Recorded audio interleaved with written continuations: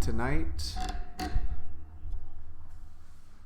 A good day, a 5-star day of NFL football, and it's time for a 5-star game between Packers and San Fran. And then betting percentages for the game, 60% on Green Bay, 40% on San Fran for the spread, and the spread stayed at 3. But there's heavy juice on taking San Fran right now, so it makes it a little bit less lucrative of a bet, you could say. Money line, everybody's on the Packers, so everybody likes Green Bay. They're going to be about plus 150 for this game. I don't have the money line. Let's see if I can actually pull it up for you.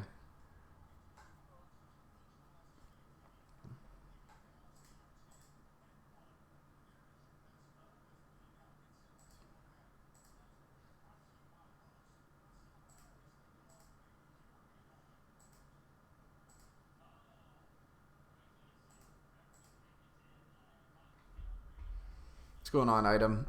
I don't think I'm going to bet this one. If I had to choose, I'd choose San Fran at 3, but like right now at Pinnacle, they're minus 123 at 3 points, so I think I might stay off this one. And what else is interesting is 66% of bettors are on the over, and it started at 44, and it's been bet up all the way to 48. So people are loving the over for this game. That's a really big line move, 4 points, especially over a few key numbers between 44 and 48.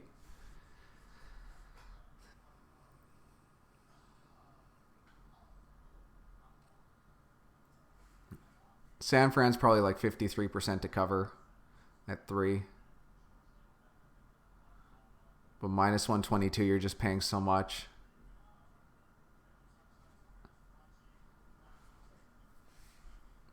How about you, Item? Are you leaning either way, or have you bet this one already?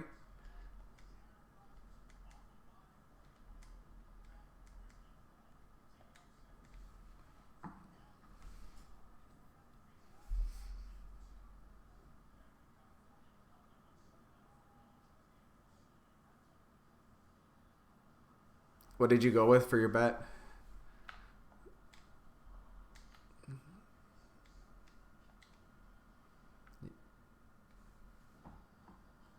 Boss line, you're swinging? You swinging for this game, or you're swinging because of that the loss to Washington? You're on the 49ers as well? Yeah. What's going on, Jason? How you doing tonight? Also, it was a pretty even day in the contest.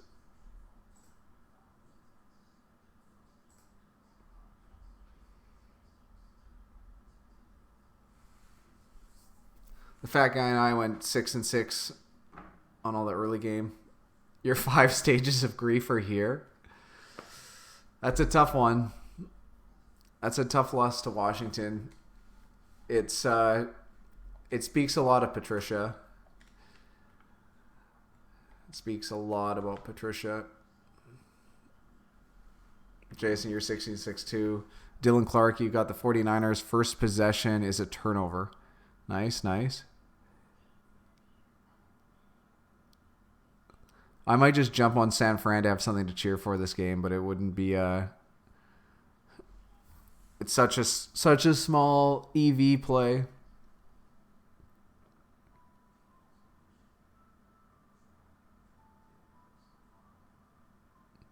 You got under 24 in the first half. That's good.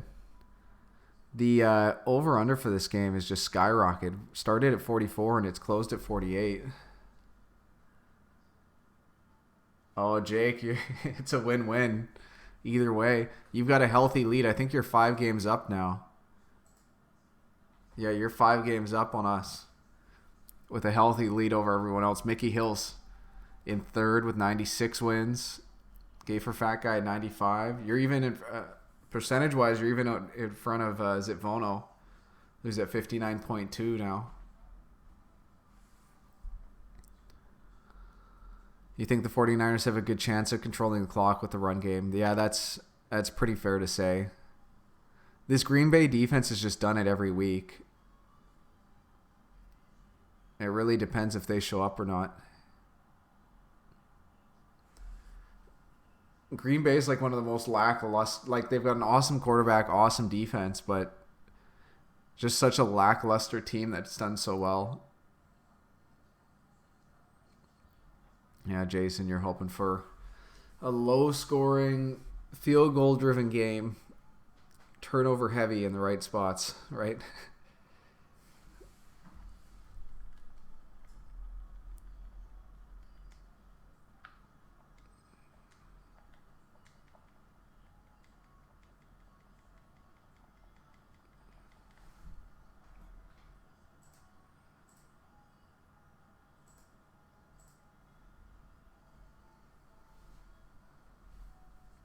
Where is the fat bastard? I'm not too sure.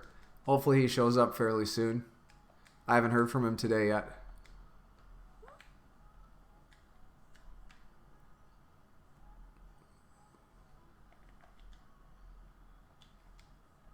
Probably on some sort of bender. Probably just waking up. That's my guess.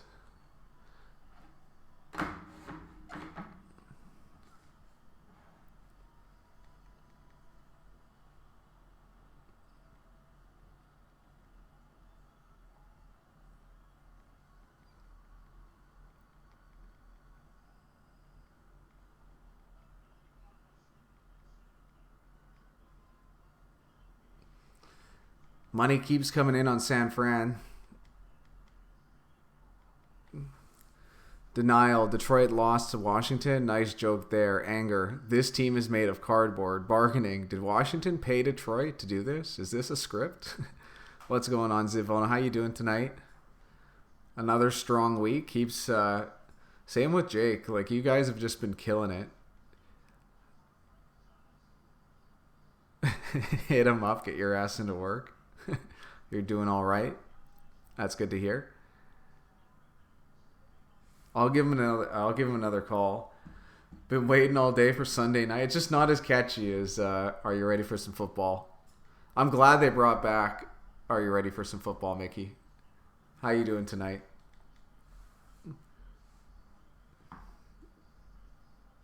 I'll try to give Fat Guy another call. We'll see if he picks up. It's just not the same. Depression. Where did we go wrong? Acceptance. It's time Matt Patricia gets fired. This year is a flop. It's been disappointing from him. It just hasn't. It's not what you want. It's just not what you want from a head coach. Especially in the second year. You expect some improvement. Which I guess they have been a better team this year. Oh, I think his phone's dead. OG Glock, how'd you do on the leaderboards? Let's take a look.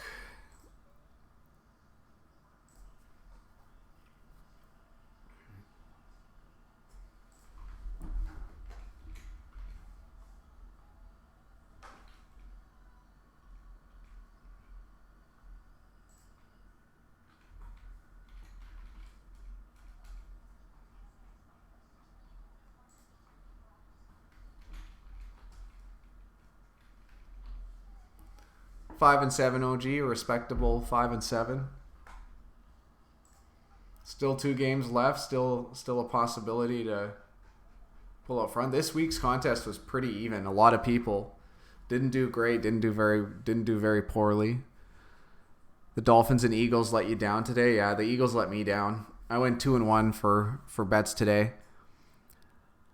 Jason, you're down a nickel this week. Not good, but I'm going nickel on Green Bay. Let's get this. Yeah, fingers crossed for you then. Did you take the money line or did you take the spread? Zivono, picking the Jets and Seahawks turned out for me, but I lost with the Lions and the Patriots. That's how it is. You win some, you lose some.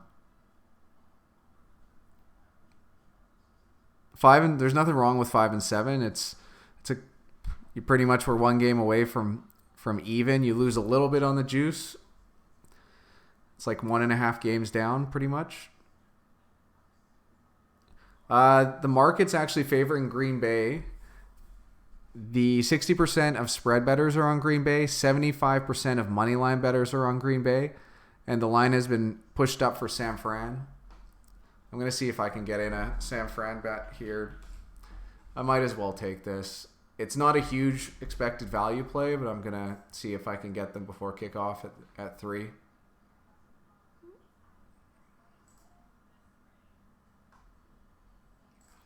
I hate how much juice I have to pay. Like right now it's minus 123, which is not good, but all right, guys, I got it in just before kickoff. What's going on, Mike Jones? How you doing tonight? Zit said, I guess those other two were close games, so I don't know if I should feel better about that. You just don't know, Zit. Some of these lines, everybody kept saying these lines are good this week, and they were close. There's a few games where only a point or two shifted this. Like, Chicago ended up winning by 5 when the line was 6. Pittsburgh ended up winning by 6 when the line actually closed at 5.5. So if people got Pittsburgh late, people would have covered. Dylan, what juice means is that the casino always has, let's say you bet $100 on a game. If you go to Vegas and the juice is minus 110 or the VIG, or it's the price that you pay to make the bet with the casino. So in Vegas, it's minus 110, which means if you lay $100, you get 91 back. So right now, minus 123, I lay $100 and I only get 80 back. So it's not really good return.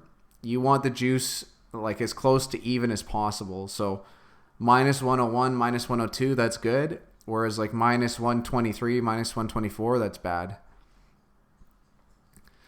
Item said I do the same, bet small just to keep myself interested. Yeah, pretty much. Detroit gave Haskins his first career. Where's the shotgun? Yeah, no kidding. Texans was close to, yeah, what was the Texans' final score? Or they played on Thursday, yeah. And juice is what you got to give up to get that line. That's exactly right, Jason.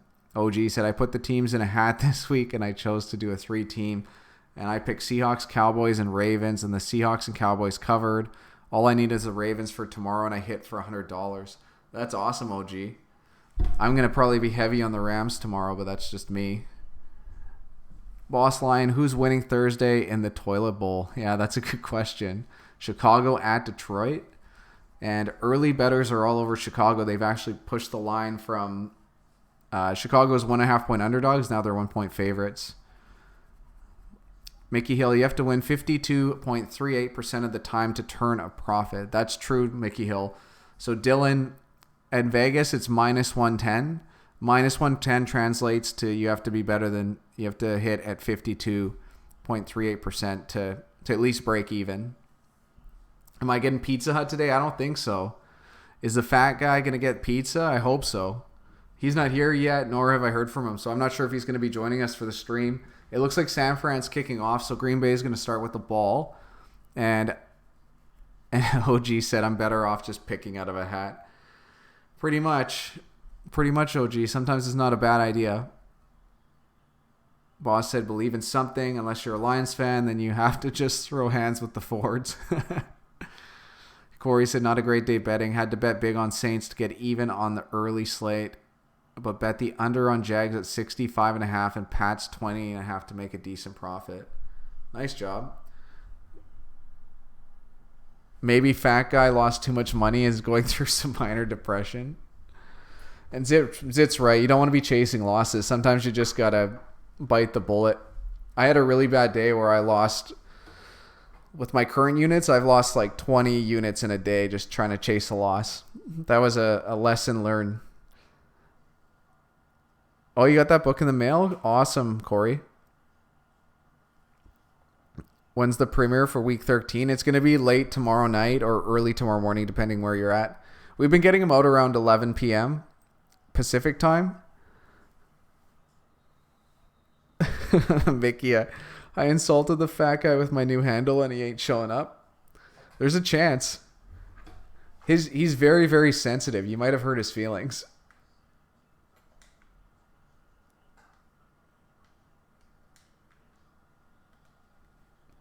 All right, so Green Bay. Looks like they started off with a run. We got Aaron Jones, who's been... Some people's arguing Aaron Jones should be the MVP. We got a nice little screen pass here to Devontae Adams. Rodgers playing the numbers game there. Geronimo Allison making good blocks. And a late flag for some sort of push out of bounds. I didn't see exactly what happened.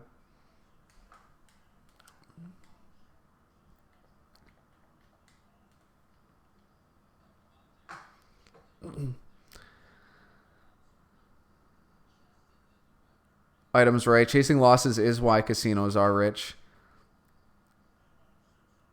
Corey, you knocked out half the book on the first day. It's actually because you're so interested in that. Like, I've done the same thing.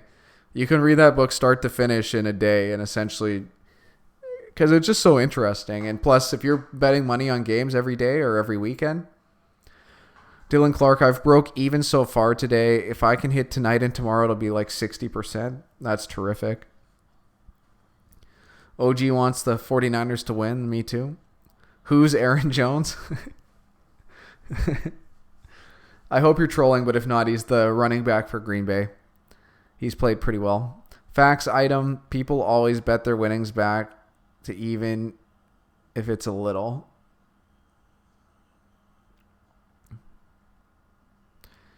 Are there any MVP candidates on the Niners? They've had a really good defense. Probably Bosa or Buckner. They're at least the most talented. Let's see where PFF. DeForest Buckner's 21st. Nick Bosa's 6th for edge rushers. What if you put stock into these ratings? Richard Sherman's rated very highly, even though he plays kind of a limited role on the outside. Quan Williams has a really good grade. Quan Williams has always been sought after as a good inside corner, like a nickel corner.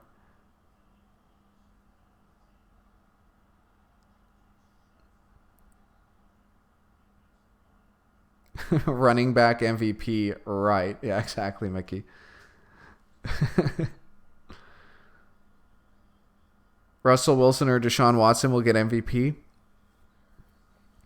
I haven't looked at the MVP odds. I actually don't know who's favored right now. Panthers were a good cover. Put them on a parlay. Though Nee should have done a 1 or 2 team on that. Yeah, I agree with Zed. Lamar Jackson is the favorite. He's changed that team. And that San Fran pass rush gets there. The ball comes out. They don't whistle this down. And whoever it was that called for... I got to pull back here and see who called for a turnover on the first possession. Someone did.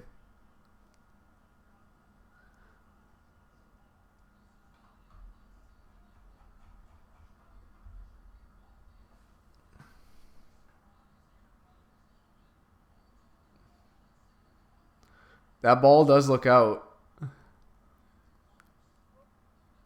That ball's out. Awesome. This is Dylan Clark. You called it. A very rare turnover from Aaron Rodgers. That ball's out. Too bad Bosa didn't run that in. Seattle has moved up to 14-1 as of yesterday on the Super Bowl. They were 32-1 before. Turnover. I don't see the Rams beating the Ravens. Everybody's on the Ravens tomorrow. That's why I like the Rams. I could see them winning. At least covering 3.5 or 3 points. Awesome job. It looked like he got in. Just barely. But this is an excellent start for San Fran. A nice job, Dylan Clark. Calling that turnover. Calling your spot. Mickey thinks that it was in his armpit. Cashed in tickets late Thursday night. Didn't have time. Only placed 39 9-team half-point parlay teasers. One ticket came extremely close. Only one game off. The Bears didn't cover the 5.5. That's heartbreaking, C-Stop. The Bears were... That's a heartbreaking one. To win by 5 too, like that's not a common number. You expect you like getting that 5.5. Yeah, Dylan Clark, you're the GOAT. Let's see if McLaughlin can hit this extra point. Yeah, he gets it.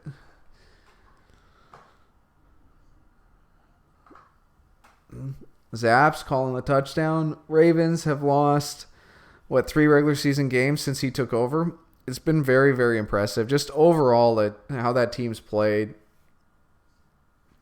how they've been coached, how, I don't know how teams can't stop them.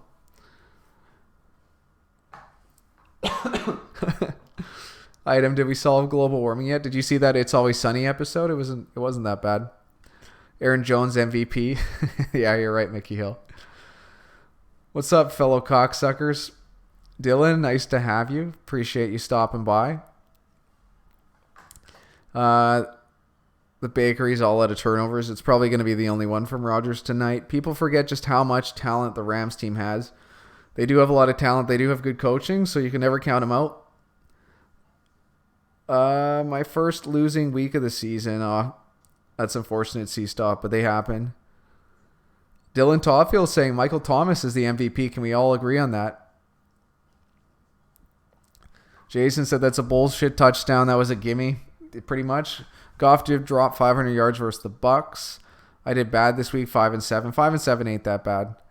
Dylan, can't wait to see for your tape vid after the loss tomorrow. Oh, he said it's not happening. I'm not going to be able to say that name, not at all. Dwang Chan Thapana, welcome to chat. I bet the 49ers. Congrats. It's an excellent start.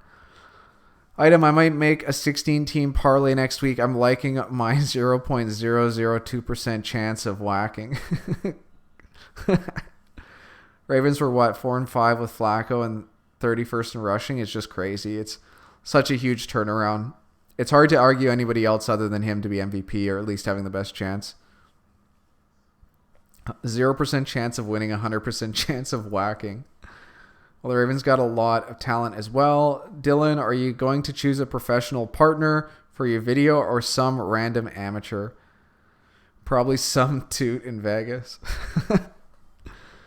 How do you get on the site? On Big Ryan the Fat Guy? Is that what you're talking about? BigRyanTheFatGuy.com. I think we have a link there.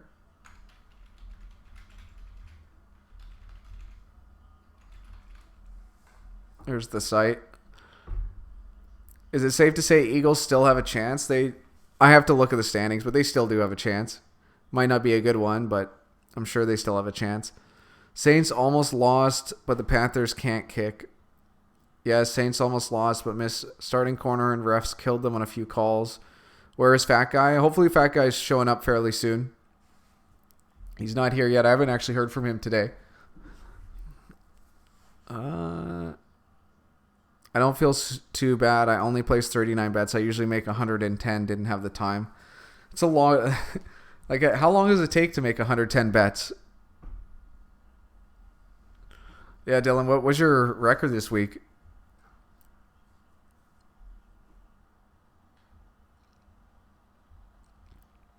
Yeah, James Washington, that stiff arm on that safety. Holy smokes. And the Jets. That Jets score is surprising. I didn't actually catch a lot of the early games today. Yeah, let's see if I can find you, Dylan.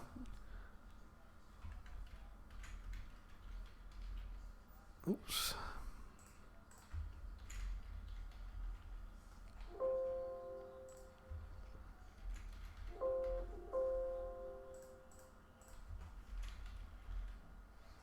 5-7 this week, Dylan. San Fran's defense holds Aaron Jones on 2nd and 3rd. Looks like it's going to be 3rd and 3. This should be a conversion from Green Bay.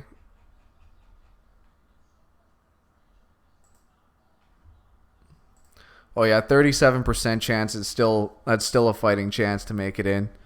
And they have the easiest remaining schedule. That probably helps. That's probably why they have such a high one. Dallas at Philly will settle the division. It's really nice that Philly's got home field on that game, and that's probably why they're up to 37%, even though they might be a game back right now. Or possibly 2. And we get a drop by Geronimo Allison, who's on a rare short route. 2 days and you have to stay true to the combination.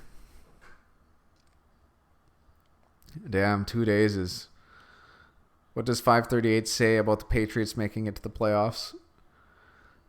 It's probably pretty damn likely. It's got to be like in the high 80s, early 90s. Geronimo! We get a punt here from the Packers. They're all cheating in, though, like they're going to block, but I've got a feeling they're going to bounce back. Probably going to see a fair catch. Excellent blocking, actually, from San Fran. Richie James is going to get 7-8 yards on that return. The NFC is loaded. Oh, as it said, it's like over 99%, so they're locked in. I guess because of that division, but Buffalo still has a chance to knock them off, but I guess there's no one else that can knock them off the wild card. Niners at 49. The Niners division is just so much more challenging. I've got a bet on the Rams to win that division, so I kind of want 49ers to ease off. Not on this game, though.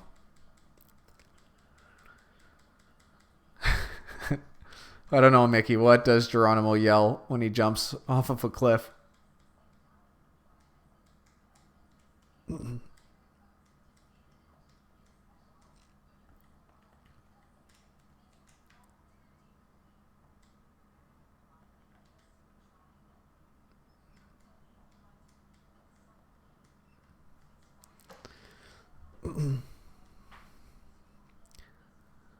Jake Jacobs asking the real questions. Me? I'm not surprised that the Steelers beat the Bengals. Yeah, they were favored to win. Depending on the line you got, you got a Cincinnati cover or Pittsburgh cover. That line actually closed at Pinnacle at 5.5. Most places closed at 6, which would have been a push. That Rams bet is doomed? I don't know. I think the Rams bet is actually the best bet of the week to me. Especially if you can get them at 3.5. 3's okay. Bonsai. That's probably Hines Ward.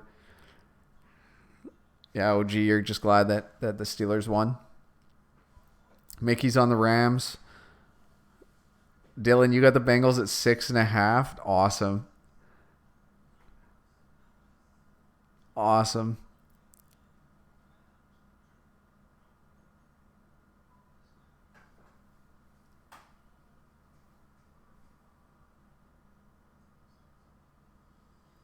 Does anyone here think that the Saints won't get the number 1 seed? Well, what does 538 say about the Saints getting the 1 seed? The Ravens will shut out the Rams? It's possible. It's unlikely, but it's possible. The over-under for that game's 47.5. The under for that game is actually good to take, guys. 65% are betting the over, but the under has gone. The total has gone from 49 to 47.5 on Monday. Oh, this is terrific, Dylan. What's the announcement? It'll be close with them and the Niners. I'm never betting the Bucks again. Do you know why? If you're betting the Bucks, man, just any Bucks games, you should just take the money line on whoever the underdog is.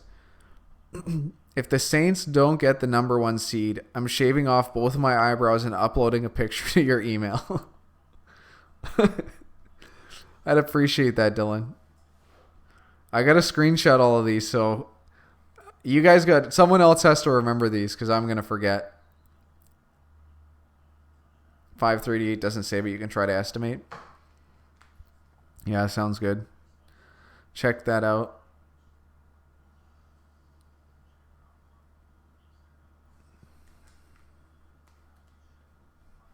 Oh, Juszczyk is back and playing. That's a nice little bump for San Fran. Not something that's going to move the line, but Juszczyk just gives them a little more flexibility on offense.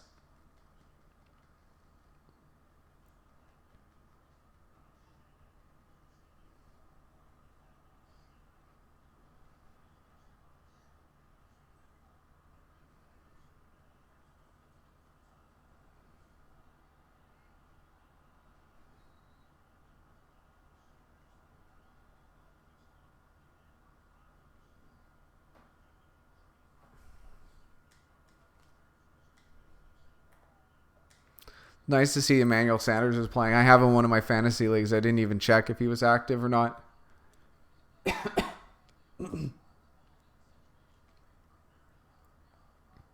Good tackle by the safety.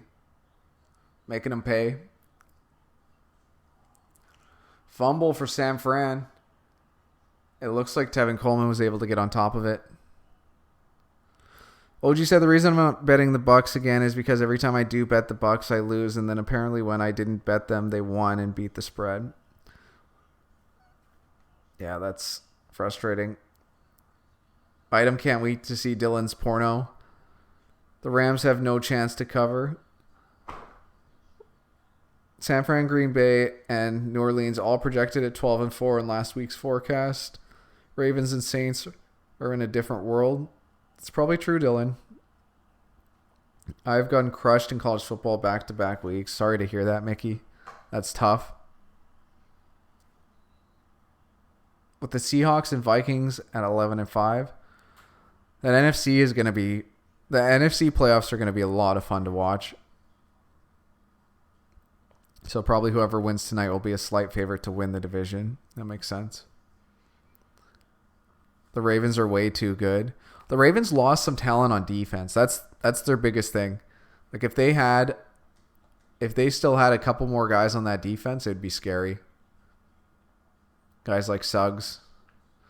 Even like the guy they stole from Green Bay, or Green Bay took from them. Zadarius.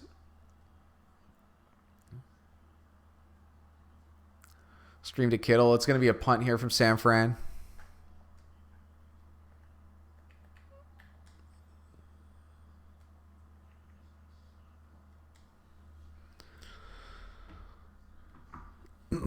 But their offense is just crazy. They destroy the Texans. Yeah. They're just not built like any of the other teams, so most teams aren't built to play against them. Having Lamar Jackson at quarterback is a huge advantage. The guy is probably more dangerous than most running backs.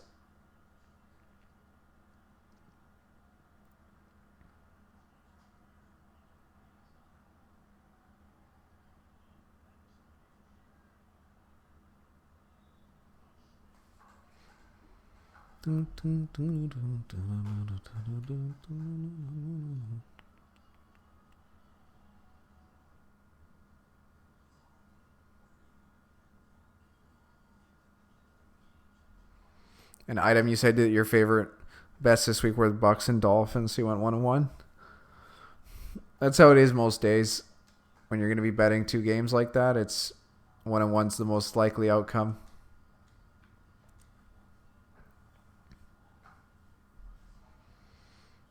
What happened with Rudolph today? Devin Hodges came out. I'm not sure. I didn't actually get to watch the game. Dylan's updated power rankings for Ravens 1, Saints 2, Niners 3, Seahawks 4, and Cowboys 5. I know a lot of people are pretty reactionary, but you don't have the Patriots over the Cowboys, even though they just won. I know that's how a lot of people work. I'm fine with you having the Cowboys in front of New England, but I'm sure a lot of people wouldn't be.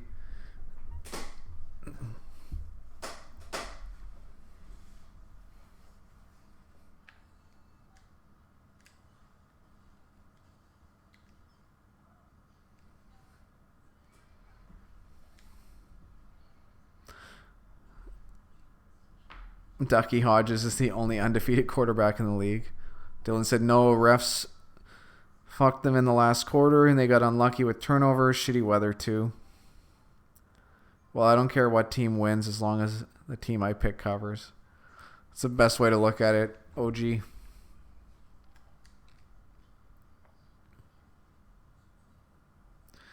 Jake's undefeated and also winless. I had Fins in the contest, but after the line dropped, I bet the Browns. Nice. Always better to make the cash, right? Congrats, Mickey. I wanted to take the Dolphins in that game, but I held off. And obviously being results-based, it's a good decision, but I don't know. That one was just too close.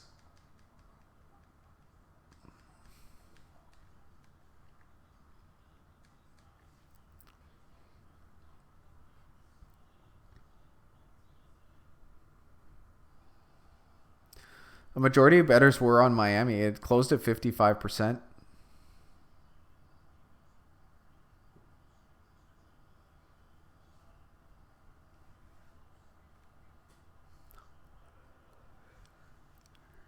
Green Bay's just had poor field position this whole game.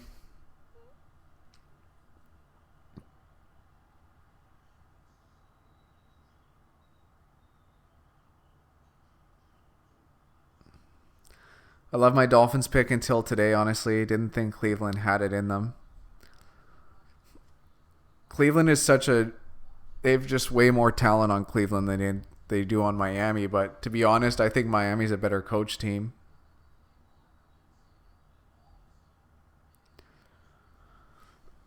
If the Rams cover tomorrow, I'll eat a chalk stick.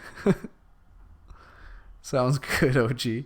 Dylan says his updated running back rankings are Kamara, McCaffrey, Barkley, Elliott, and Dalvin Cook. The Niners run D is for real. This whole night, just the Niners front is for real.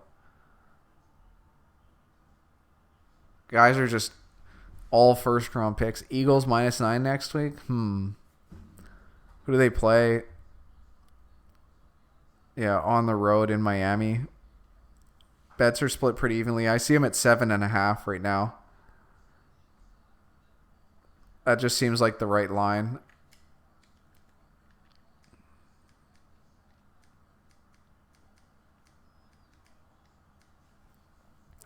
So 3rd and 9 for the Packers here. Niners are in a zone. They go to a screen. Jamal Williams drops the ball.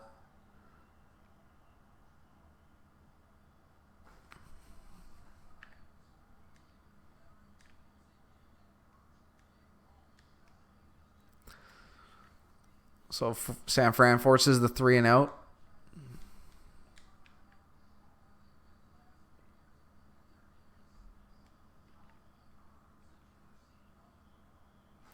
I always like watching the week picks on this channel. Appreciate it, OG. I've actually quit everything else I'm doing to focus on this full time. So I'm going to try to start putting out daily content for you guys instead of just once a week. Plus, we'll still do the live stream, so that'll be exciting to do. I still need to do more research, though, on all the leagues, like all the league sports betting markets. So it might take me some time to build up enough data to really give at least like some factual, not even advice, just facts.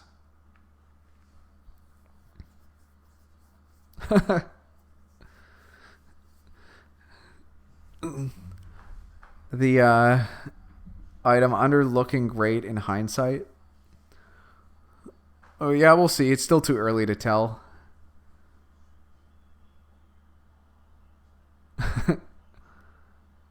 The might have to move Cook up to 3, Dylan.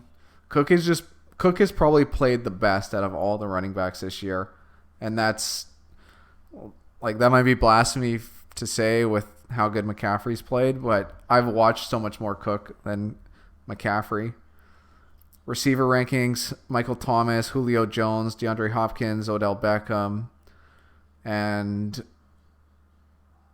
Jackson. Which Jackson you talking about, Dylan? Miss McCry, you're going to do what? No, she was pretty supportive. She's all in on it too, so I'm happy she agrees, and just keep doing this. Try to make the best content I can, and there's more than just the YouTube stuff. Like, I've got bigger plans for this, so hopefully we can get it all together and have it out for you guys, maybe in time for next season. The fat guy just makes the week picks videos so much more entertaining. Yeah, the fat guy brings the heat. Let's say that.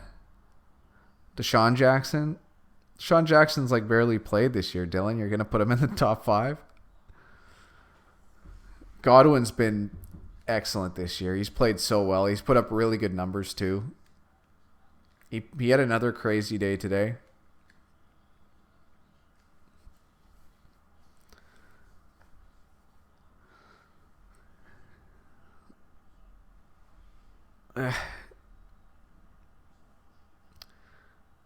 I'd probably put Hopkins at 1.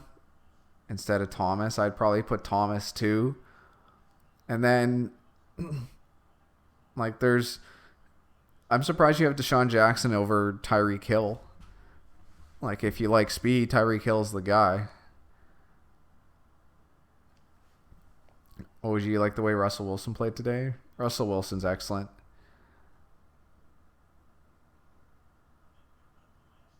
However, you can master debate Kamara at number 1 because he missed a few games.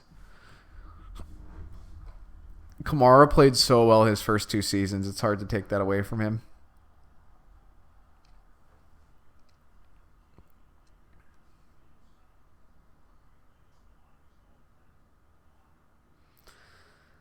The Indian psychiatrist in Silver Linings Playbook, Deshaun Jackson, is the man. Yeah, Kamara's balance is unreal. He's so small that I'm amazed with his power. His power and his balance, to be honest. Because at his size and just like skills in general, he shouldn't be doing that. But he does it better than anybody, so you can't take that away from him. I feel like I'm stupid when the Bucks went against the Saints and I put the Bucks on a bet. OG, don't worry too much about results. Focus on making the right decisions. Like, if those guys were to play 100 times, do you think the Saints would blow them out all 100 times? What happened to Fat Guy? He's dropping some gators from all those slices he's been eating? Hopefully. Hopefully that guy's working out.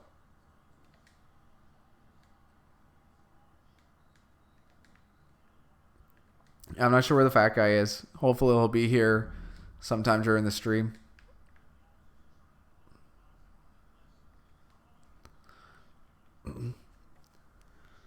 No, I don't think you'd have the same production. Thomas is on a different level with getting open. I would argue that Drew Brees is better than Deshaun Watson. It'd be interesting to see Hopkins play with Brees. It's crazy that the Redskins beat the Lions. It was unlikely, but they got it done.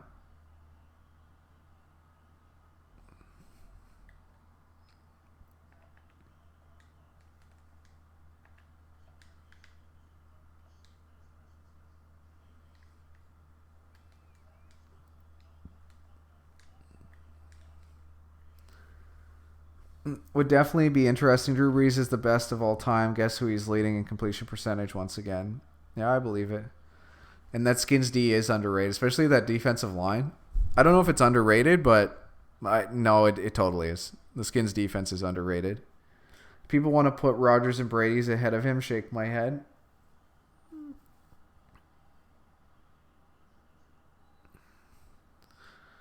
The thing with Rodgers is Rodgers just has more tools. Like, he can get it done on the ground. He can move around in the pocket.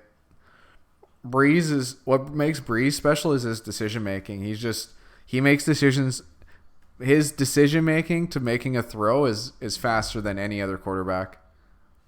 And then Brady's just won so much that people put him in front of everybody. Typical Lions play, you should expect it. The dumpster team of the NFL goes to the 0-11 Bengals. Yeah, I'm surprised by that Bengals team.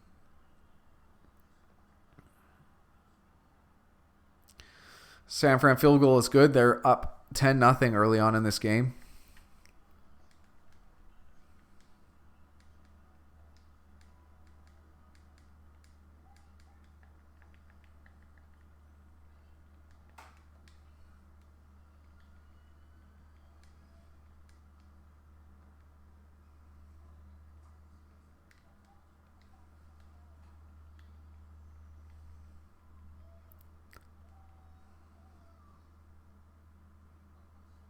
You think the Bengals are going to go 0-13? Who do they play over the next 2 weeks? Yeah, Dylan. And Breeze might be the most accurate out of all of these guys. Well, his completion percentage says that he is.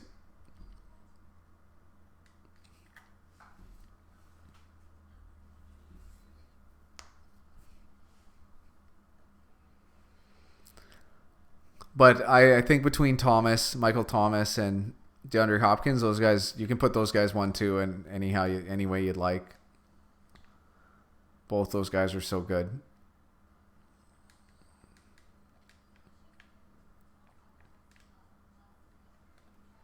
I thought it was crazy in fantasy football that Michael Thomas was like a second or third round pick in some leagues. That's what I didn't understand. Who will the Bengals select? I have absolutely no clue, Mickey. Probably Burrow. It sounds like Tua is gonna be gone. What's going on, Sam? You watching Grey Cup? Tie Cats are coming back. What's the score in that game, Sam? Yeah, the Jets are definitely not the worst team. The Jets just had an ugly start to the season, so people kind of just count them out.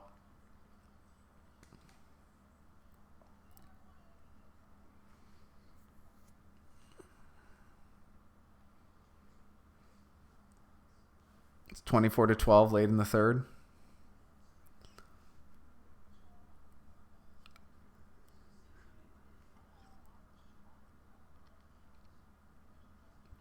You're a Giants fan on the tank for Chase Young bandwagon. Who's Chase Young, item? What position does he play? What team does he play for? I don't know anything about college football, guys, so I apologize for all the terrible, just non-information for any college players. I learn guys when they come into the league. He's an OSU linebacker, defensive end from Ohio State.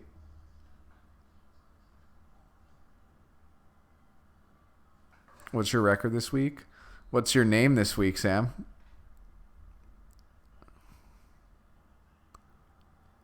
OG Glock, what if you liked every team in the league? That is the full definition of bandwagon. He's a Von Miller type talent. He would definitely be a game changer. The Giants defense needs that. They need that pretty bad. You see yourself there? You're 7-5. Did you go with the usual Hobgoblin name?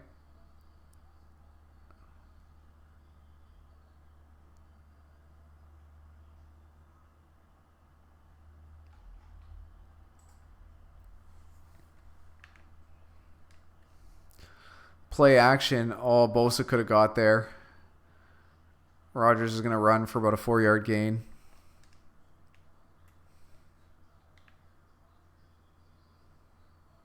Double digits. There you go. 7-5. That's a good week. Winning week for you.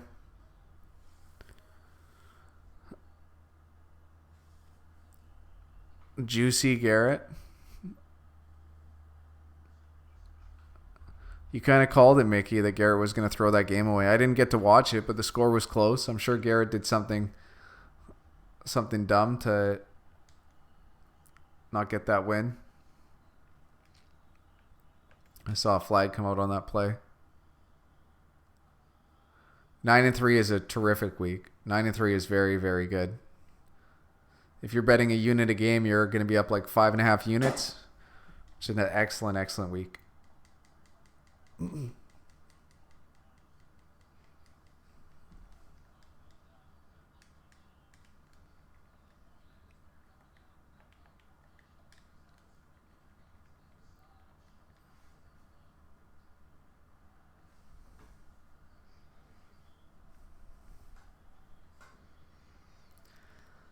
Man,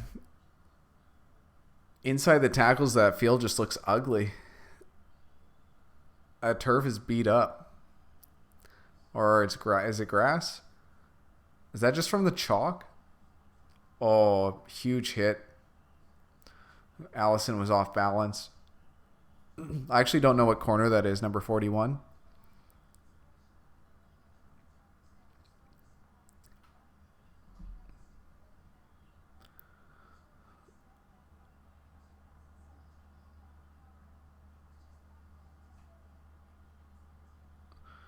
I'm guessing they were showing a play where Bulaga got hurt.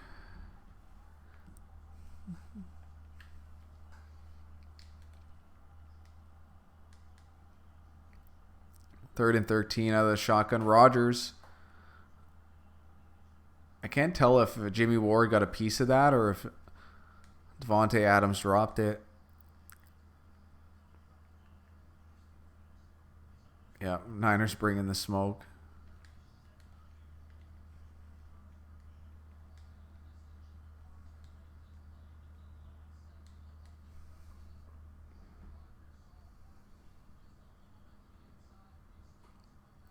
Jimmy Ward did get a hand on that. What a play by Jimmy Ward.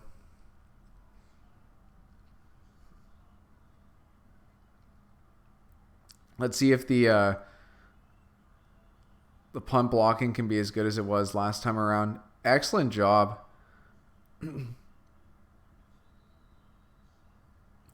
Those guys on the outside are doing a really good job keeping the Gunners away.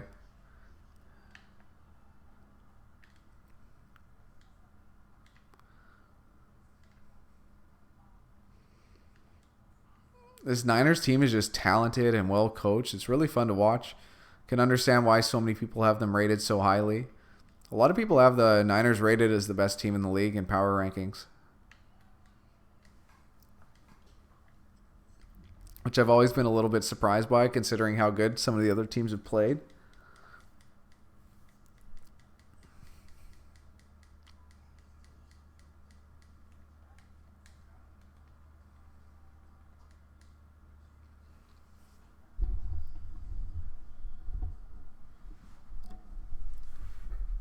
I'm going to grab a drink, guys, while this commercial breaks on. I'll be back in just a moment.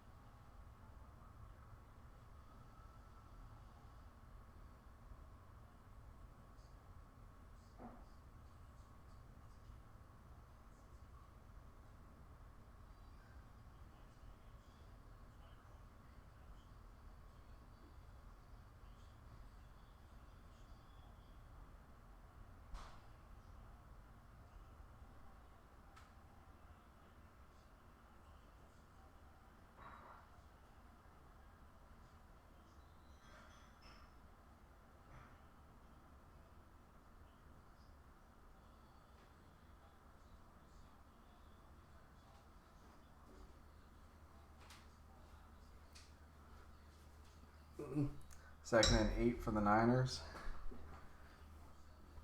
I'm back, Dylan. Just grabbed a drink. Okay. This will either be the last play or second last play of the first quarter. I formation. Toss play to the left for Tevin Coleman. Really good job by Zadarius Smith. The clock will stop. Tevin Coleman went outside.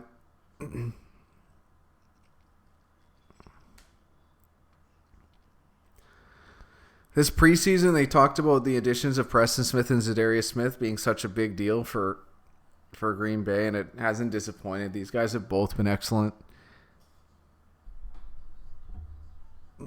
Both these defenses have been so good. It's the reason why both teams have such good records. Oh, Rusher comes free, and Garoppolo can't do enough to get out of Martinez's grip.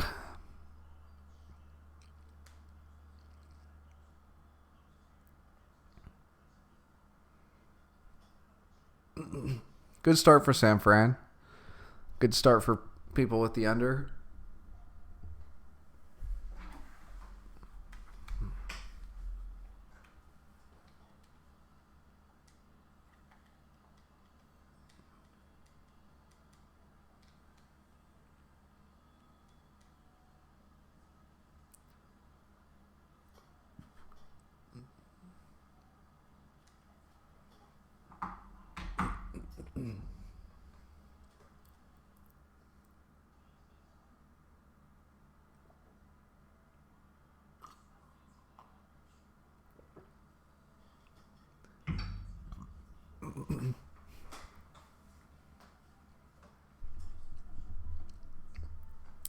So this is an interesting game, being Sunday Night Football and Green Bay, San Fran, two of the bigger, more popular teams in the league.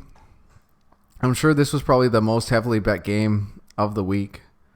I might have to do the eyebrow bet again in Tuesday. Old fat guy makes another ridiculous pick like that. Rams against Ravens. Well, Dylan, I'm looking at it. I think the Rams might be the best bet of the weeks, even still, because of all the market factors that have gone in during the week. A lot of people agree with you. You stayed away from this game and betting. I was really close. I was on the fence between staying away and betting. I ended up taking San Fran last second as 3-point favorites.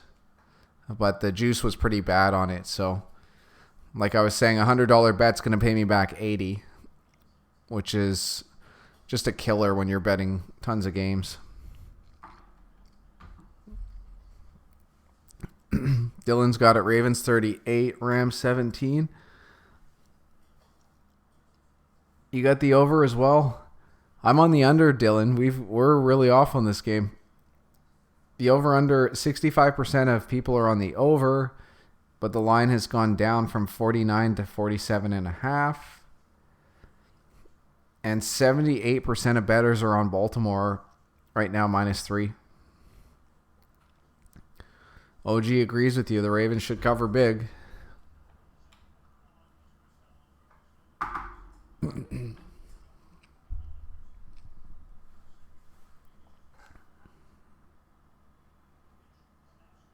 So we got a punt from San Francisco.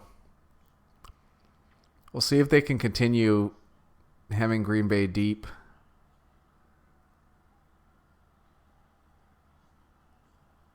Fair catch. They're going to get it about the 21.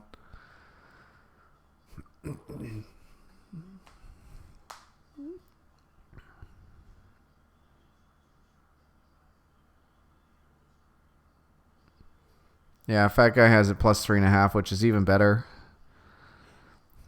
ICSOC likes the Rams as well.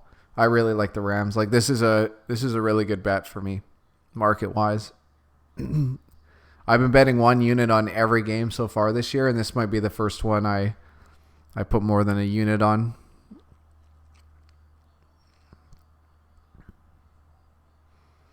Dylan thinks it's one of the worst bets he's ever made. How could you like the Rams? 3.5 isn't enough. The spread should be 10.5. Well, everybody agrees with you, Dylan. That's what I like. I like it when everyone thinks it's crazy. OG thinks that it's going to be an upset. My prediction for the Ravens-Rams game is Ravens winning 39-13.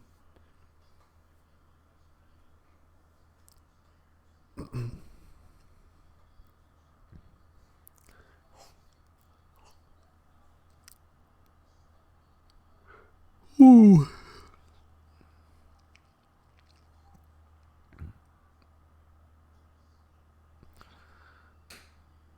Nice 8-yard completion to Valdez-Scantling.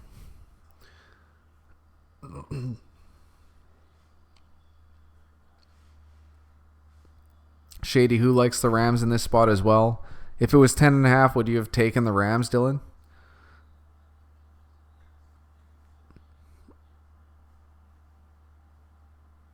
No way. He'd have it about even then. OG likes the Ravens.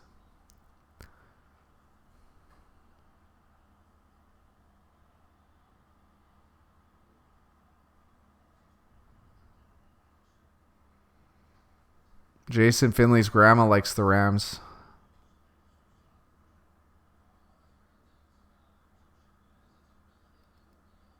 Tell your grandma she needs more points. Well, that open is 3.5 points, and it's come down to 3. So even though a majority of people are betting Baltimore, the sharps and the heavy money is coming in on the Rams. And I agree with that, Glock. Oh, the Ravens are a better team. This is going to be a big gain for Green Bay.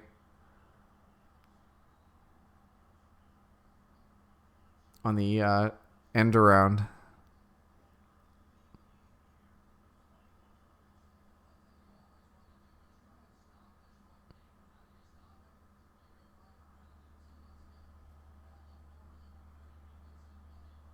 Armstead bit in way too hard on that play. Randy Harbour thinks the Rams are going to win and cover. Dylan Todfield, only 3. This is one of the worst lines I've ever seen, just like the Eagles plus 1.5 against the Seahawks. Yeah, it didn't work out too well for the Eagles, and I was on the Eagles today.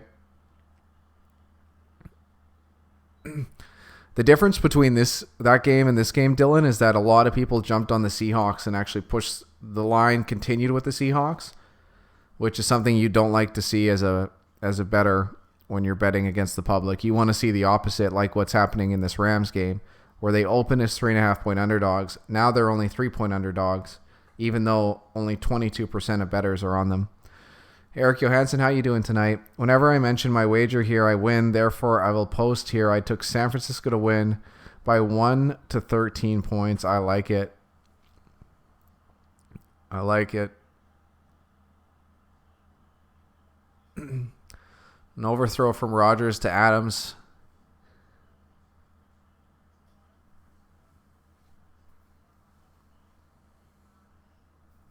OG Glock said if the Ravens don't win, he will eat a shoe. Well, right now, the Ravens to win outright is about 59%.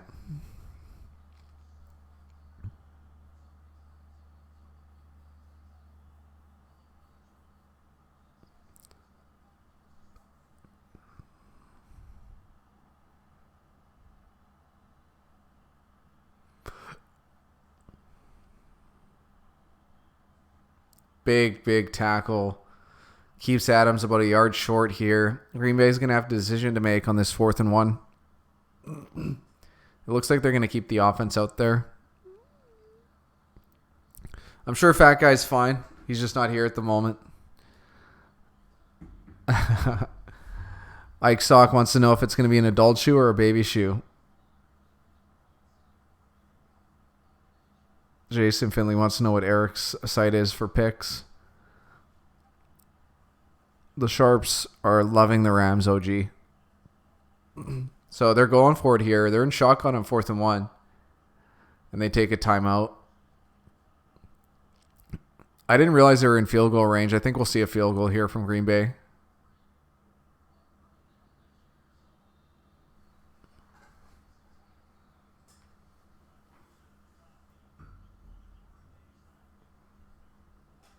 An adult shoe for OG. Gonna be hungry.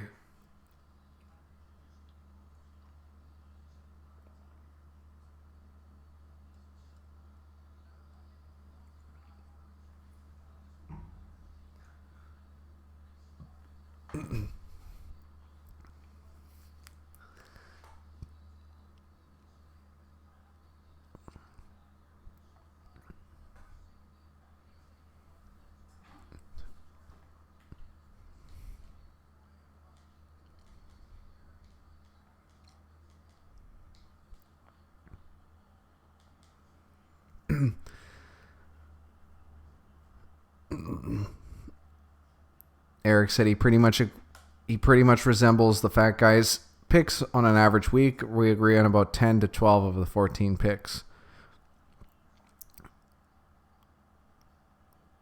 Fred Warner's celebrating here.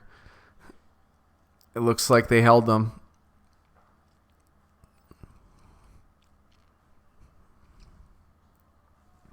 I'm surprised they didn't try to kick the field goal after taking the timeout.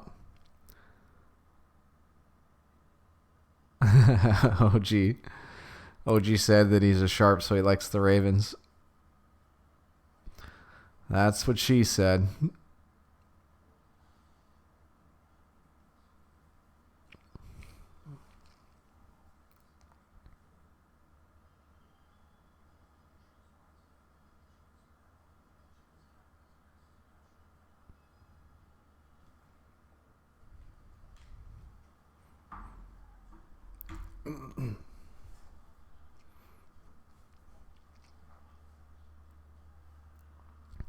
Sharps can make square picks, and squares can make sharp picks in a one-game sample. That's true, Jake. That is true.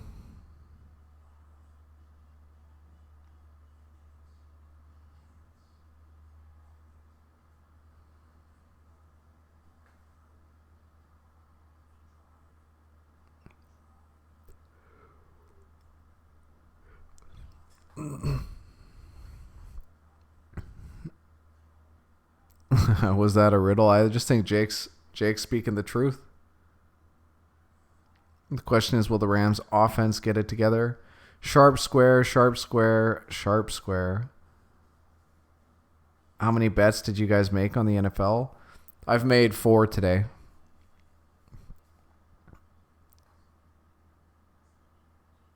Mike Willoughby likes the Rams outright. I'd agree with him. I prefer the spread, but there's nothing wrong with taking them on the money line. A little extra value.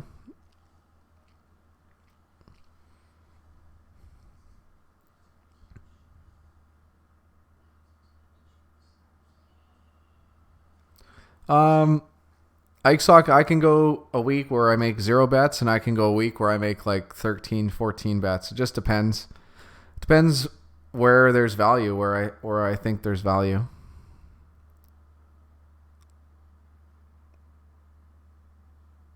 Ravens 59% chance to win.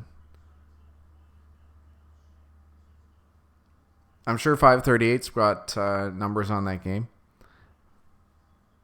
as well, where they think the line should be, what the win percentage is for both sides.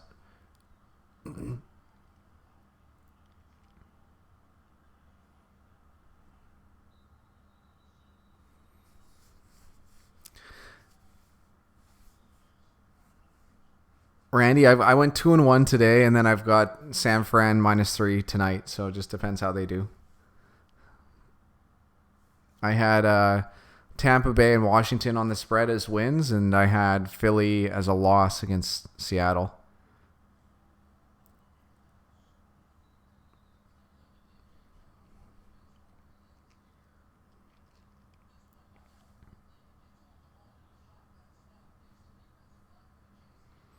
Anything you like about the Rams handicapping wise, or is it a big bet for you solely based on the market? Just on the market. I've cut back on handicapping. It's a little bit of both, Eric. I just recently resigned from my day job to focus on this full time, but not from a betting perspective. Like, I would never be able to do this full time betting. Like, you need over $1 million to make enough income to make it worth your while. But there's some other stuff I have planned, not just with the NFL, but with all the different sports and all the different sports betting markets.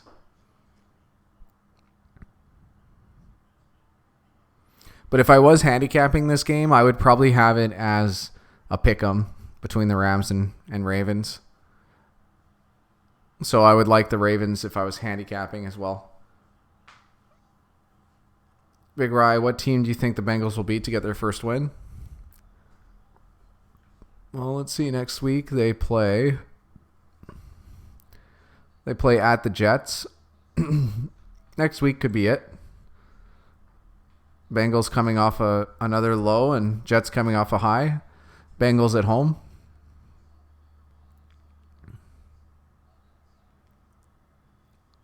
Za'Darius is just getting it done. He's played so well this game.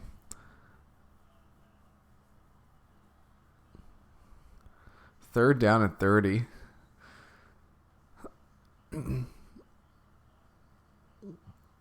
So Green Bay going for it and not getting it, it's actually looking pretty good after this, how this drive's gone.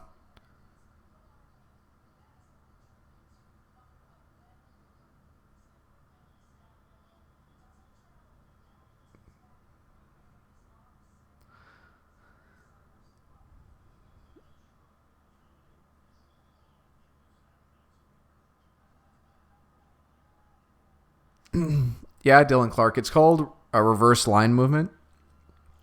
So there's 3 things I look for. I look for contrarian. So contrarian means like I want the side that less people are on. Usually under 30% is what I like. And then the second thing I'd look for is a reverse line movement.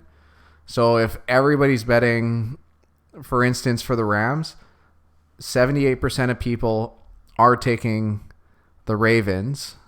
Only 22% are on the Rams. But that line open as Ravens as 3.5-point favorites and has come down to 3, which is a pretty big move. That's one of the biggest moves there, from 3.5 to 3. So it tells me that there's a lot of money coming in on the Rams, but the majority of the bettors are still betting the Ravens. And then the third thing I look for is steam moves.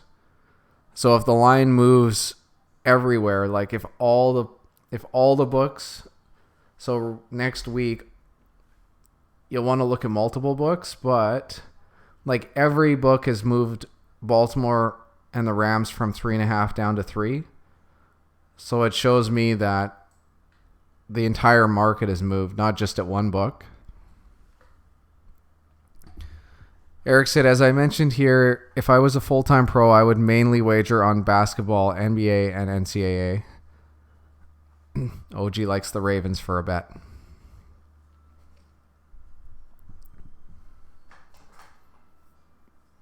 So you find that basketball is the best way to go.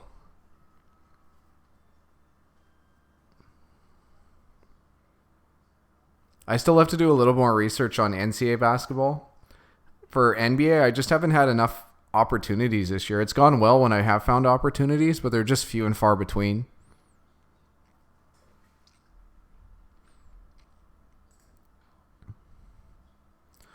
Like, for instance, there was 5 games tonight, and not one of them hit a contrarian that under 30%, so there's nothing I could bet in NBA tonight. Whereas in NFL, there was, 1, 2, 3, and then tomorrow will be 4.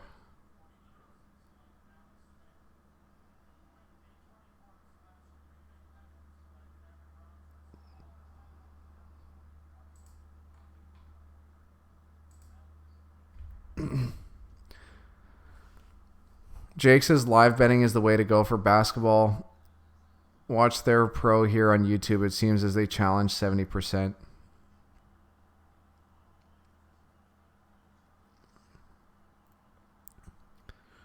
Roger's looking to go deep here, but doesn't have anything. Throws it away. Eric, who's the pro that you like to follow on YouTube for basketball? And Jake, the only problem I have with live betting is the juice you have to pay. But I was checking at Pinnacle. It actually wasn't as bad. Skeep.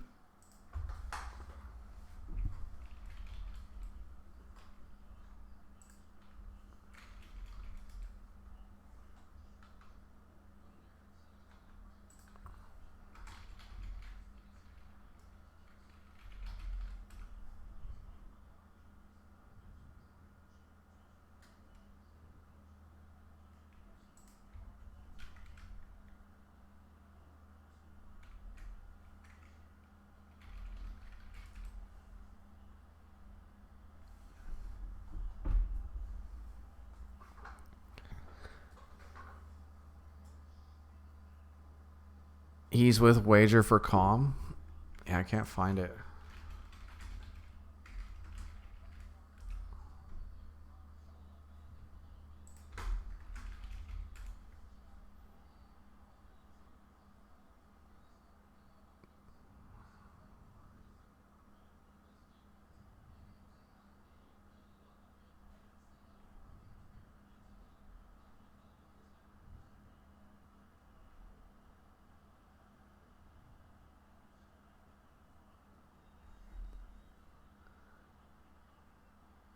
Another big sack.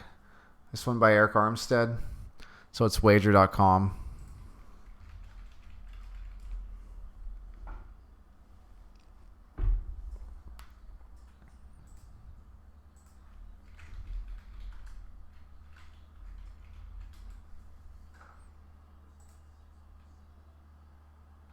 Wager.com won't even come up for me.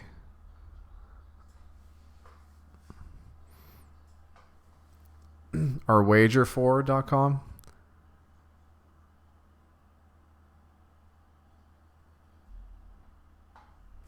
Ski profit on Wager Talk. Okay.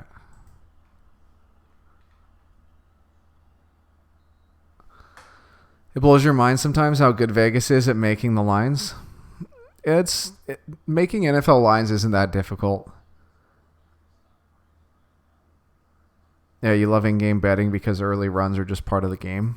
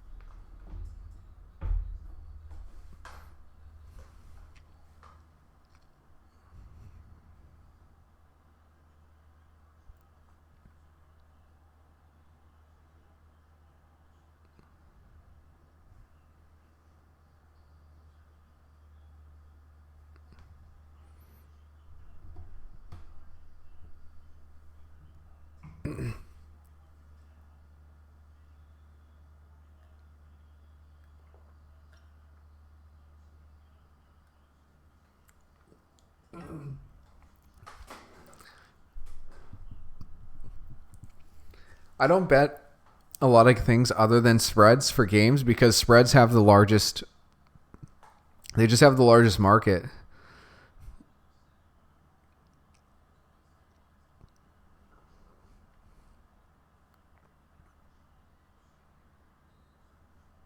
So there's a lot more people.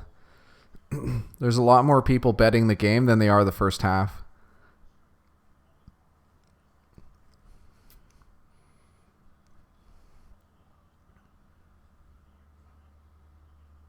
Yeah, Jason's got the under 24. It's looking good so far. I wouldn't say that there's no value. I just don't do enough research to specifically on first halves to give you good advice either way.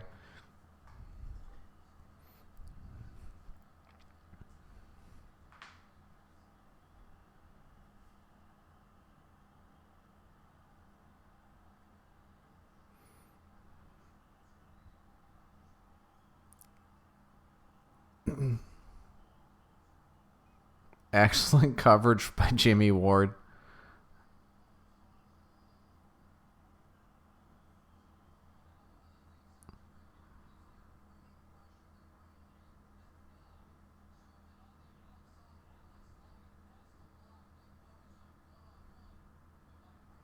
Graham had this ball,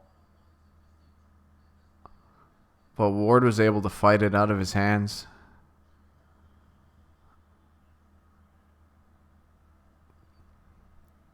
That was one of A-Rod's magic plays.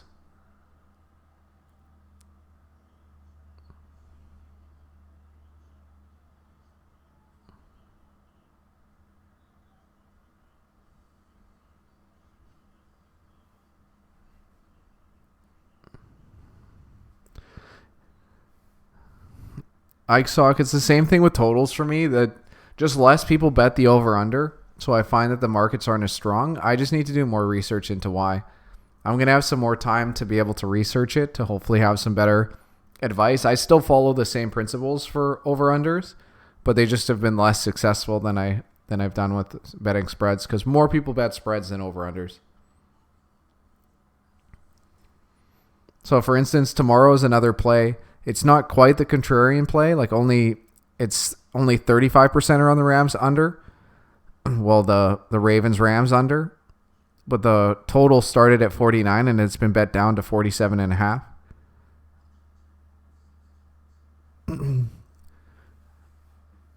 Yeah, Jason, there's tremendous value on that right now. You've got a pretty good chance to cover that first half under.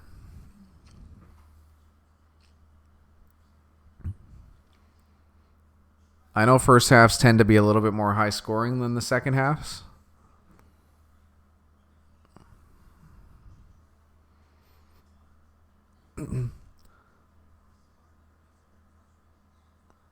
Yeah, if I was gonna have to choose item, I would choose a Rams under. I wouldn't. I wouldn't recommend parlaying, but I know that's what you like to do. Do the fat guy and I get to casinos? Well, the problem is we live in Vancouver, Canada, and in Vancouver you can't bet sports at casinos. Like they don't have sports books that you can go to. So I've kind of created my own here. I've got my own setup with multiple screens so I can watch lots of games at once. The fat guy plays poker though, so he'll be going. Teaser bets, you just lose a little bit more juice on teaser bets. So you're always going to be best off just to bet spread straight up or over under straight up. I was talking about this, I forget with who, but we were just talking about like how about teasing the other way? Like what I don't do this, but like what if you were going to tease the Rams tomorrow down to 2.5?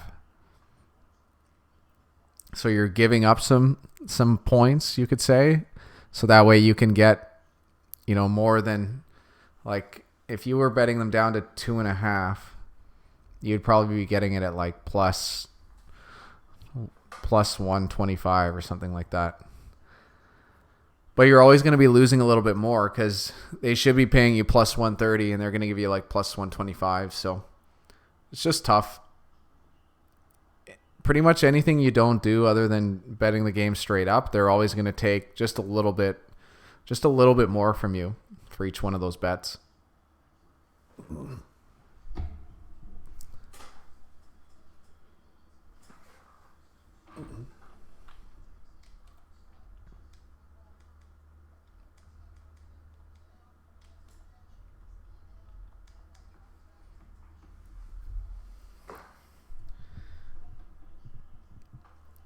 Never parlay. The only time that it's good to parlay is if you can have correlation or covariance in your bet, meaning like Green Bay is a really, really good defensive team. So if Green Bay is going to win this or cover this game, they would probably cover on the under. So if you can get Green Bay and the under, then it would be good for you. But a lot of like the good books won't let you do that. Like if you go to Vegas and try to make a covariance bet, they'll tell you no. I've had them tell me no at the kiosk trying to make those bets. Like if you like think about if you were going to make a bet on like this is the best example. The fat guy had the opportunity locally to make a bet where it was one of the previous Super Bowls, but he could correlate or parlay the over for punts and the under for the score of the game. So the fact that imagine there was like 9.5 punts was the number, and you could correlate that with the over under. Because if there's more than 10 punts in a game, the game's probably going under because it means that there's low scoring. So the fat guy made like 100 sports action tickets or whatever it is to parlay them together because there's only like, I don't know, you can only put like a max of like $50 per. And he wanted to throw down like, I don't know, $4 or $5 grand on that. Because you're essentially just printing money. Like the chances that there's more than 10 punts and that the over hits. AZD backs coming in hot. Yeah, Kittle's been pretty quiet early on. Nice to see him make a couple catches. Booth ref thinks Rams complete pass should have been a complete catch. Yeah. They can think whatever they want. What's going on, Arizona? How you doing tonight?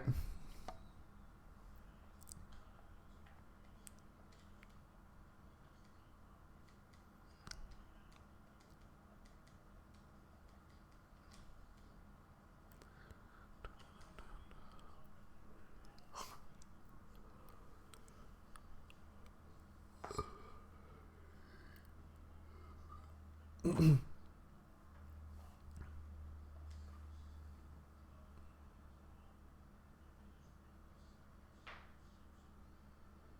pretty good running backs on that list.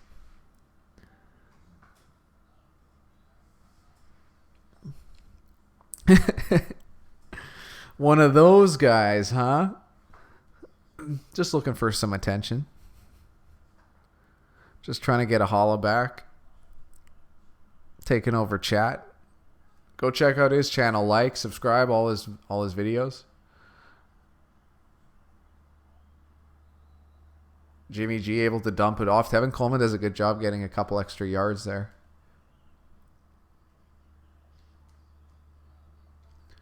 Third and short here. A San Francisco touchdown would be nice for the cover. A field goal or turnover would be good for Jason Finley's under for first half.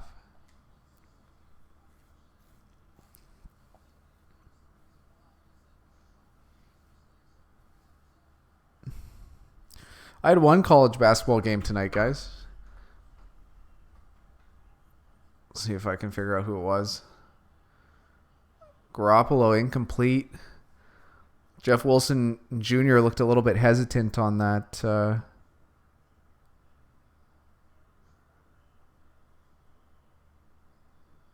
It looks like a win. I think I had North Texas like plus 12 or plus 13. And it looks like it won. Yeah, Ike Sock saw the same thing that I did. He pulled up on that route. So we're going to get another attempt from McLaughlin.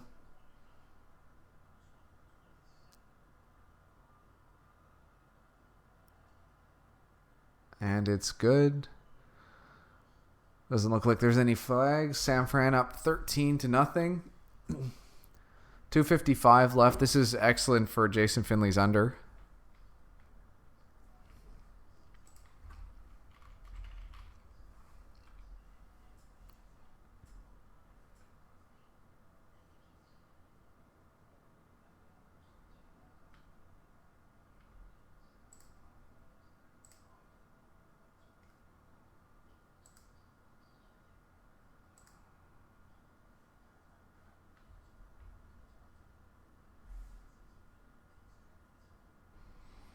Oh, nice. Sorry, I had 2 basketball games today and both hit. So that's nice. Pulled up, you think San Fran's kicker gets paid per field goal as bonus pay? Probably not. He probably just gets paid a flat rate. I don't see him having any bonuses in his contract. At least not this guy. But Jake's right. There's possibilities. He has incentives.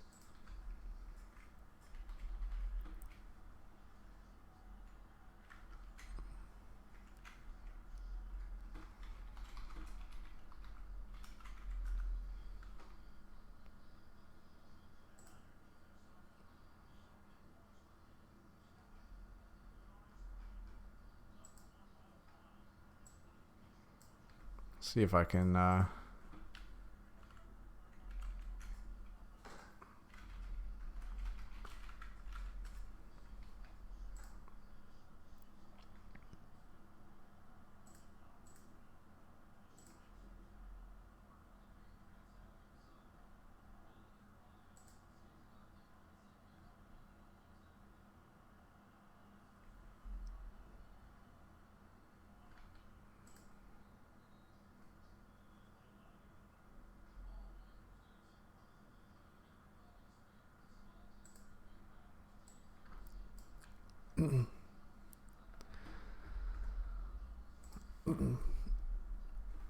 So McLaughlin signed a 2-year contract worth just over $1 million with San Fran, including an average salary of $540,000.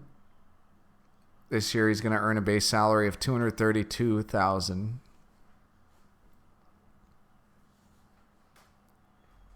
We get a pump and go here, but Adams not exactly the most speedy of receivers.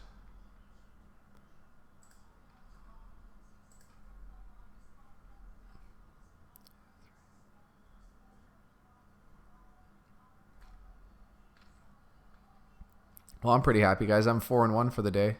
I forgot I bet 2 college basketball games, and they both won.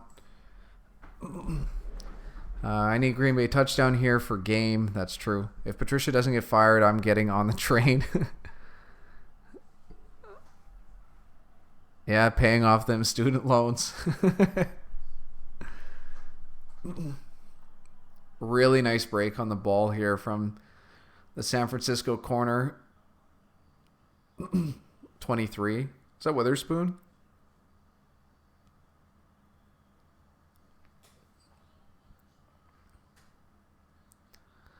It was Witherspoon.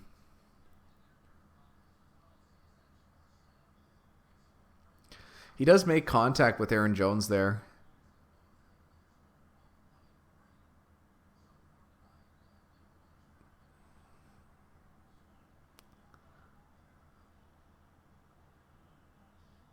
So San Fran's going to get good field position here. A poor punt from Green Bay Packers punter.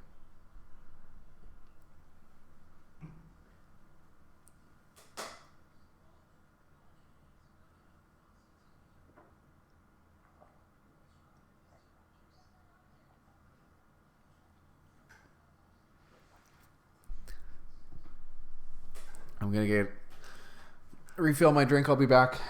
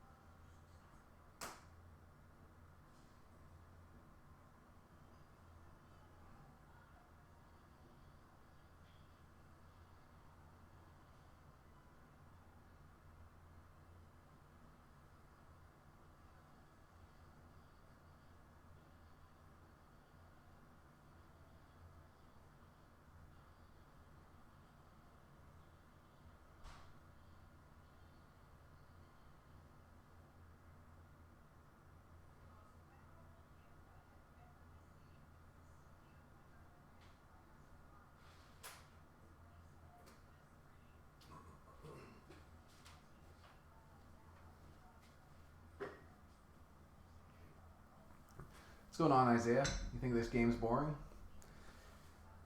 I guess it depends what side you're on.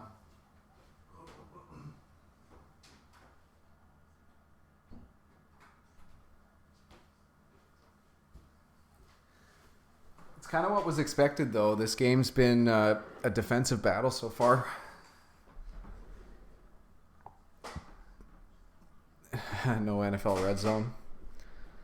Makes it a little harder. I skipped out on the games today. I'm going to watch them back during the week. But having just the 2 afternoon games or 2 like midday games sucks. Jimmy G's never boring. I get that like Cowboys Patriots is a pretty nice game to have as one of those 2 games, but come on. 2 games.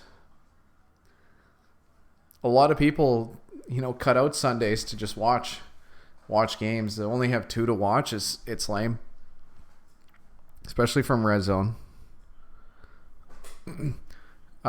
Jake, the fat guy works Thursday nights most of the time, so sometimes he'll get them covered and we'll stream. There's a chance that I might just stream Thursday night games going forward, but it's just not as fun without the fat guy here. It does always front load in the morning. Yeah, like, I don't know. What did they have? Like 9-10 games this morning, and then they have 2 afternoon games? It's so lame. 1, 2, 3, 4, 5, 6, 7, 8. They had 9 early games and then 2 midday games. Just terrible scheduling.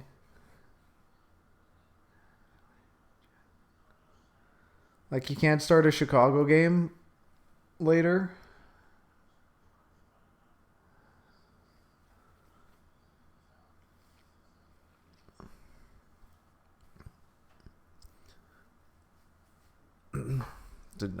I'll never get it. That's got to be a TV thing. That's what it's got to be.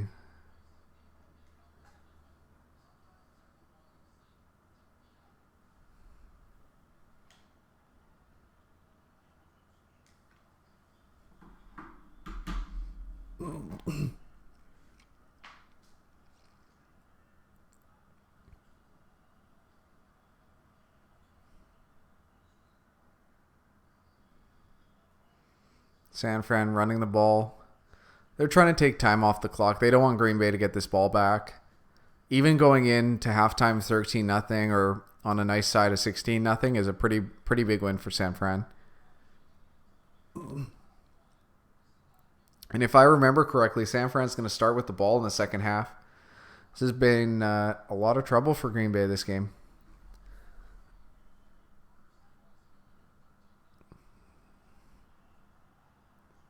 There goes Debo. Touchdown. Yeah, Jason, this isn't good for you. Definitely for the game. The under's still meh.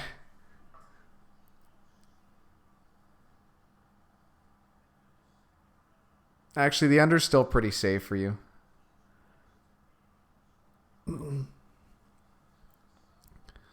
I think I just read his lips. I think he said he's going for 1.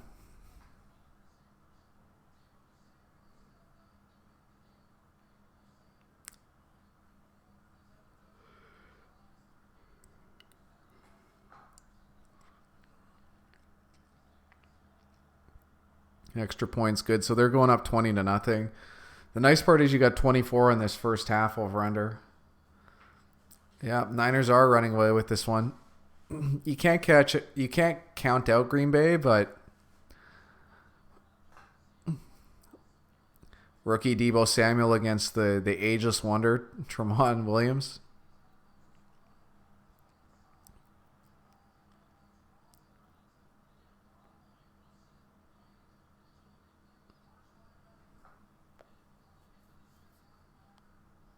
Tough. A-Rod under a minute is pretty good, which sucks for me. That's true, but a touchdown with 1 timeout is going to be tough.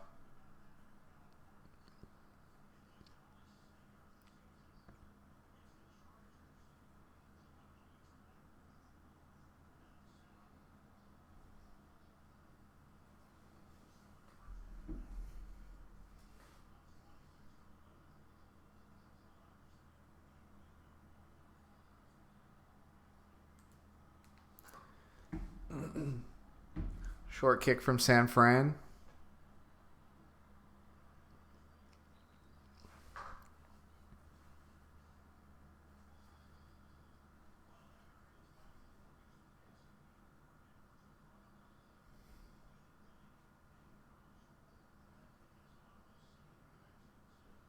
Oh, I didn't realize there was a connection between Matt LaFleur and Mike LaFleur between Green Bay and San Fran.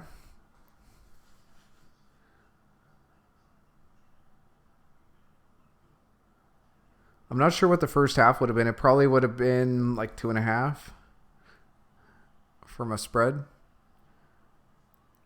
Maybe 1.5. I guess I could probably check for you. Game, first half, spread. Yeah, it was 2.5 San Fran for the first half.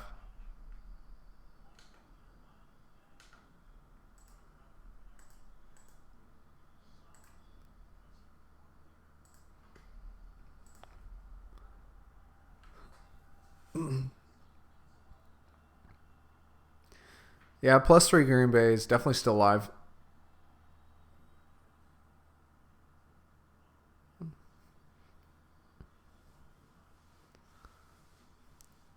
Not likely, but it's still live.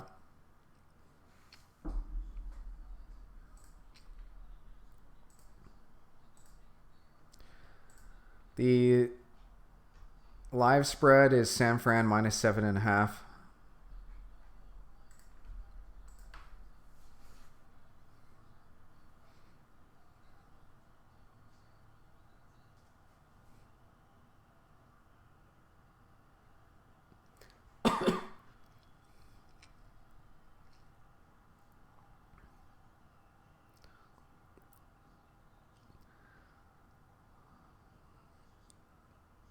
San Fran forced the ball out again, but A-Rod was saved by the whistle this time around.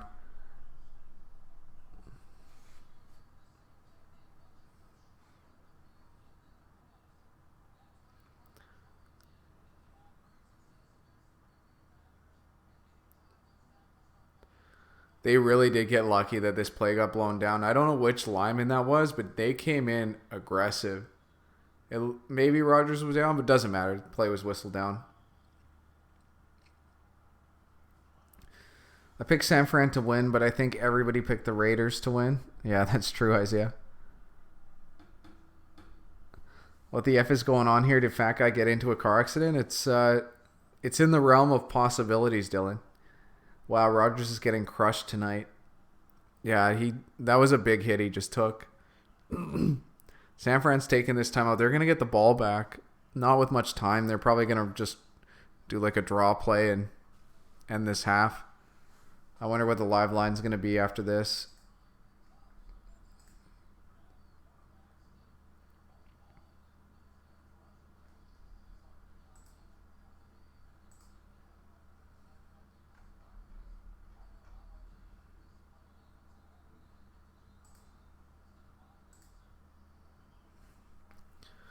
The live line's got to be higher than 7.5.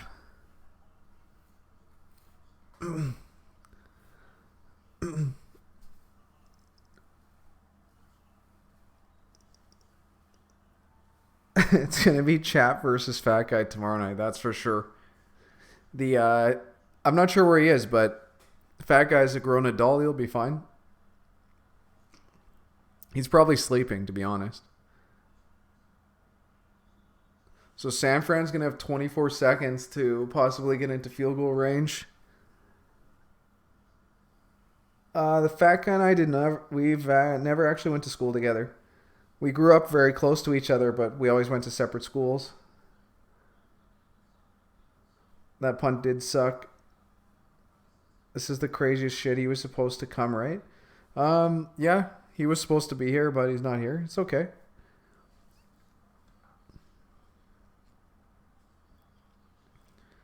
He might be stuck in a really good chess match or something, Dylan.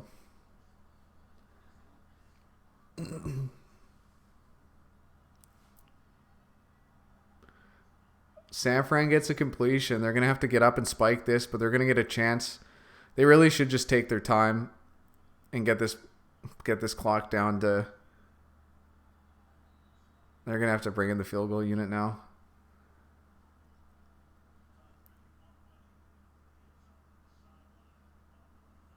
I think you're okay, Jason, unless there's like a block and it's returned for a touchdown. Isaiah, my team's the Browns, even though I don't like them right now, which makes no sense. Mr. Rye Guy, you may have to make the picks yourself as well as point out the 5-star games. It's okay, Dylan. It's not going to be as exciting, but I'll do my best. They threw this ball. They kind of had to. They wanted to get the extra time off.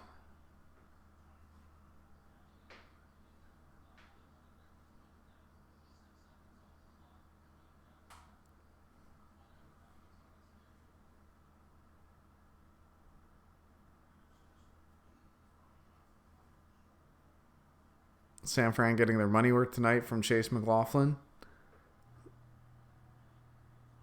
Every game's 5-star entertainment value.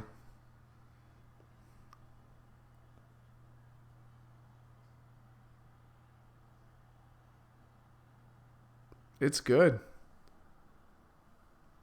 First half over-under was 24. Jason's under hits at 23-0. Oh, +3 still live. Just not likely. Well, that Cowboys-Vikings game, Leighton Vander Esch, it was questionable if he was going to be in or not. Turns out he played, so it was a 5-star game.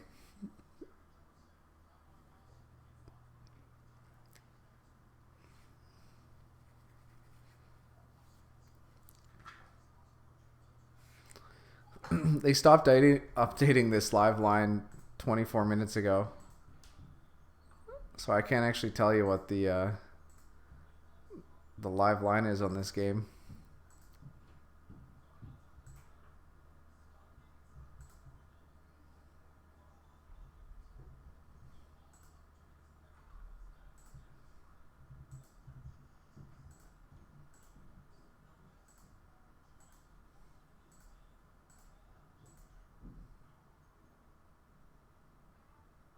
I guess I could just go to the actual betting site and see what it is.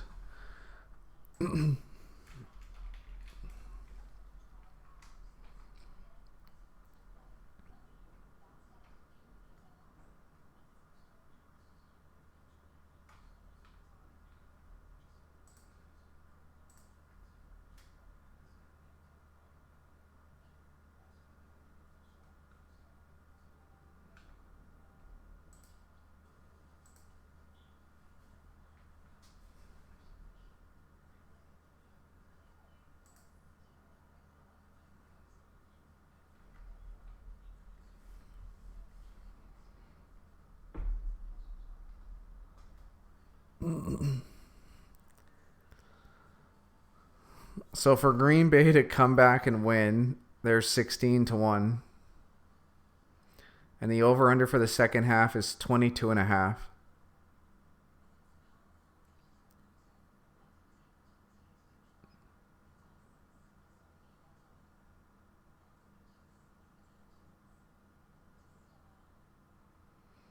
And for second half, money coming in on Packers minus 2.5. So they pretty much think San Fran's going to win this one by 21 points.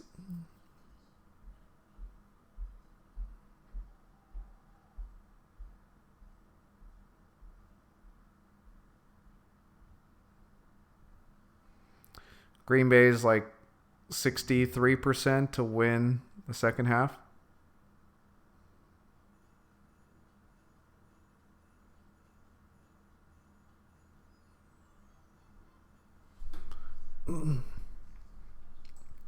Here, I'll just put it up for you guys so you can actually see.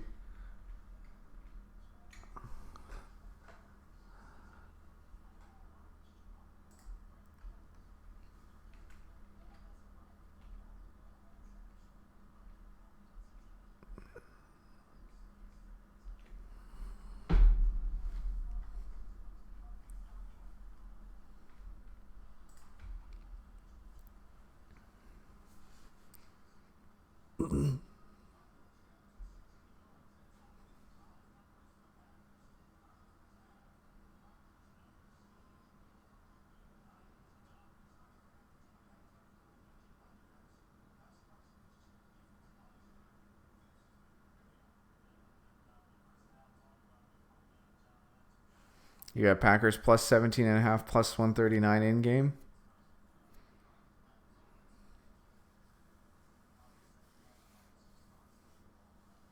Seems about right.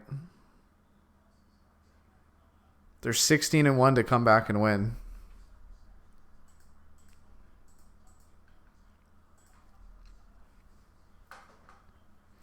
People liking them for this. People betting them for this second half. San Fran starts with the ball too.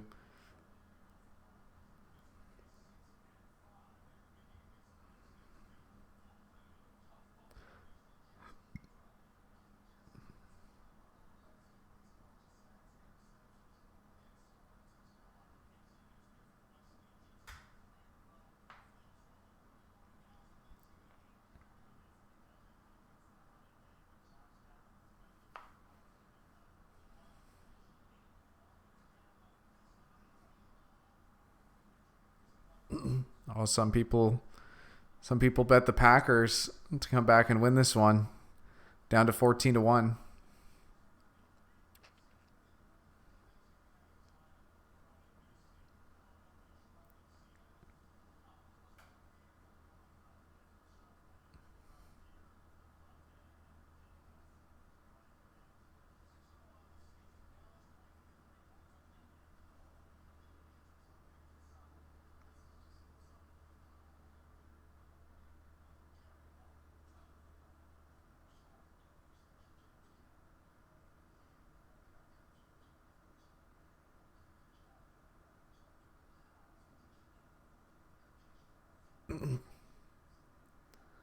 You just get in Green Bay plus 17.5.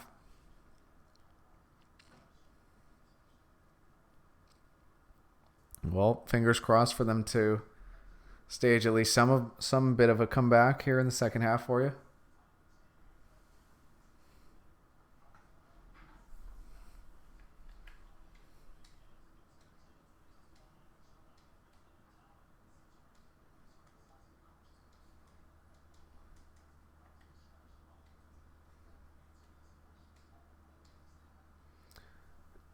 Shady, I'm the same way. I try not to bet in game. I've been burned too many times in the past, so I just stay away from it. I figure I'd show what the betting market at least is doing in the second half, give us an idea of where people are leaning. Money's been coming in on the Packers at -2.5, as well as to come back for the game, even though it's really long odds. Yeah, definitely, it is a losing play long term.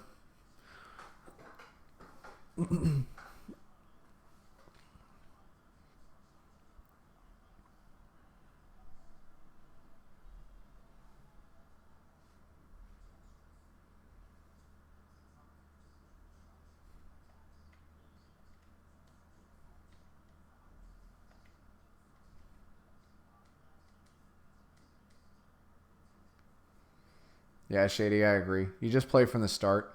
That's when you're going to get the best odds, and you got to learn. Sometimes you're going to win, sometimes you're going to lose. Yeah, you get +17 when they're down by 23. So you're essentially saying that the second half would be 6 point, like -6 for second half. Oh, Jason, it's definitely fun. Entertainment-wise, it's fun to do. But if you're trying to make money, it's not the best decision to make. Yeah. If you're a DGen, there's nothing I could say that's gonna change what you're gonna do. If you're a DGen, just make your bets and stay here and talk about them and have fun.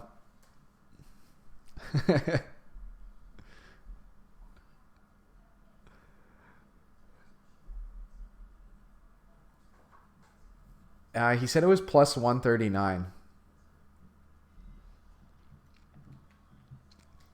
So the juice is positive. He's betting on an underdog for them to come back like that.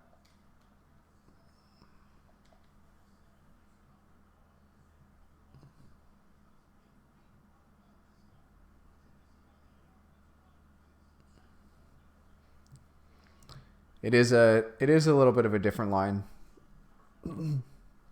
Jason, didn't you say it was +139?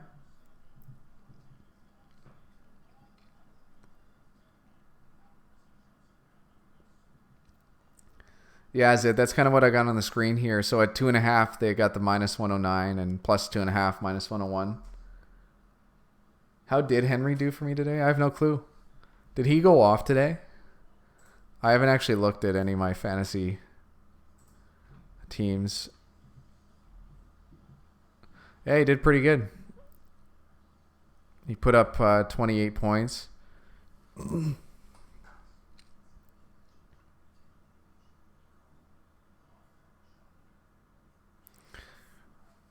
Rest of my team did pretty poor.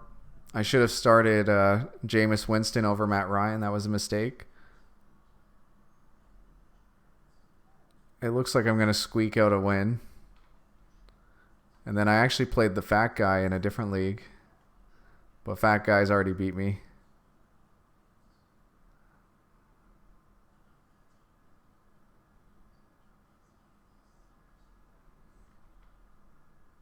Uh,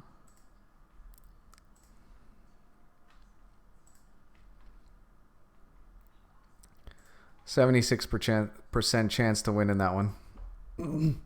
You can do second half props. It doesn't look like it.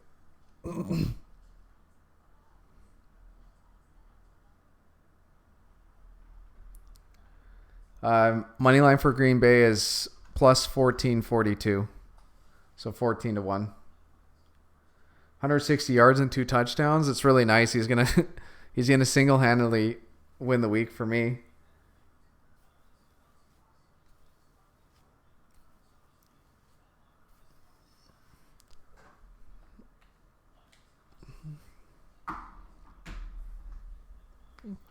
Yeah, 14 to 1 to come back and win that's a lot of that's a pretty large amount. But it's 25 to 1 for San Fran to win, so the difference in those is pretty big.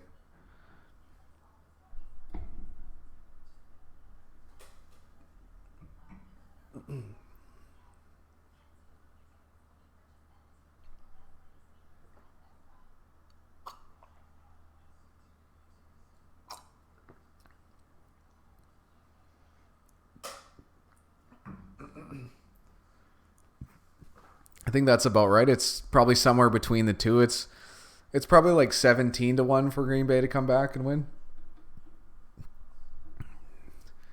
They're going to be a lot better than I am when it comes to predicting this. But I don't know, like 6-7%.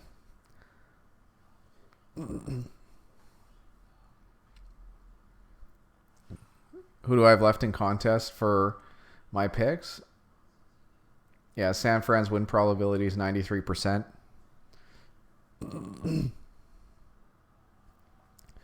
Yeah, I've got San Fran and the Rams for tonight's pick and tomorrow's pick.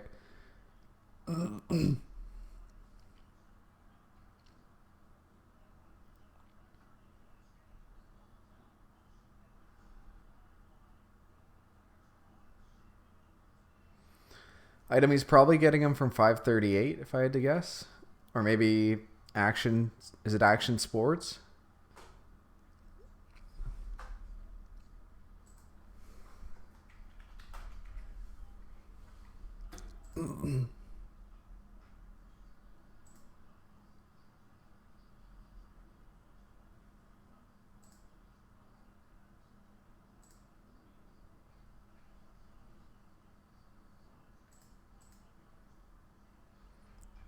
They didn't do in-games and Action Sports. Action Network, thanks.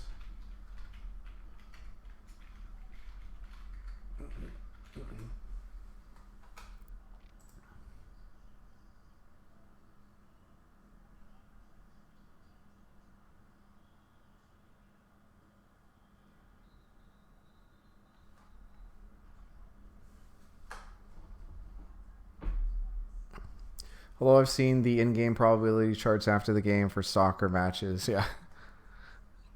Soccer's a lot more difficult. That thing would spike up pretty high, pretty low, depending on... it just takes a goal to essentially flip a game on its head. Packers, for some reason, come back and win by Hail Mary. It's possible, Boss Lion. It's probably about 7% chance.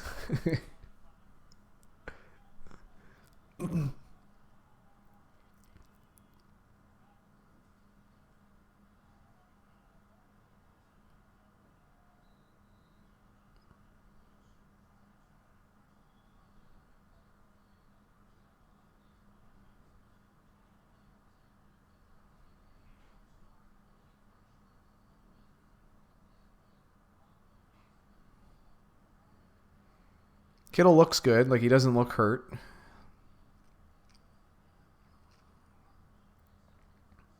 Kittle's just a really impressive athlete. Yeah, the real odds should be on what the chances are the fat guy shows up.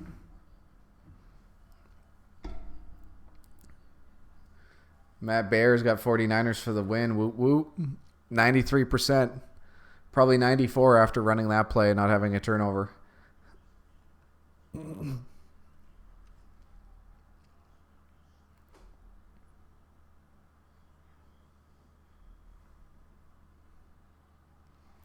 Also, they got a flag there for that chop block while he was in contact with another offensive player. Tevin Coleman with a good run. The line closed at 3. But there was a lot of juice. It was like minus... I think I got it at minus 123 for San Fran. So people were still betting San Fran, but the books didn't want to come off 3.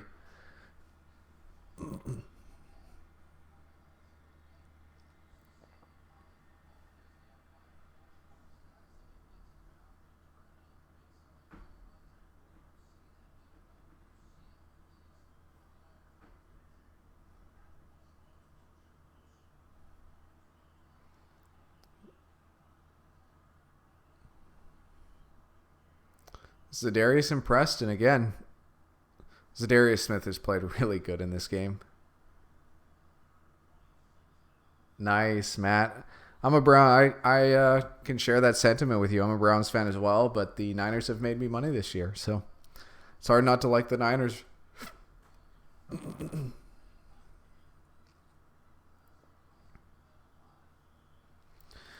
If you can make a middle with a 3.5 and 3, is that going to be profitable generally? Uh, well, it depends what juice you can get, and it depends how often it just falls there.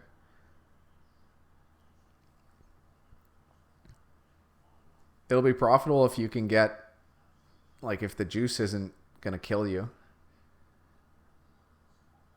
Like, if you can get both at even, like, yeah, that is profitable, but you're only gonna make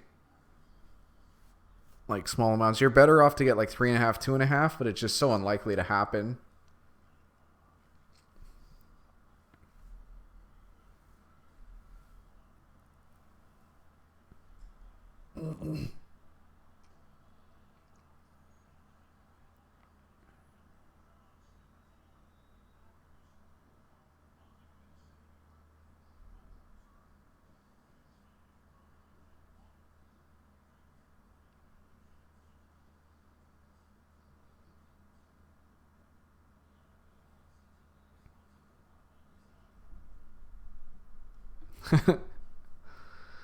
Jason checking for a pulse from the Packers.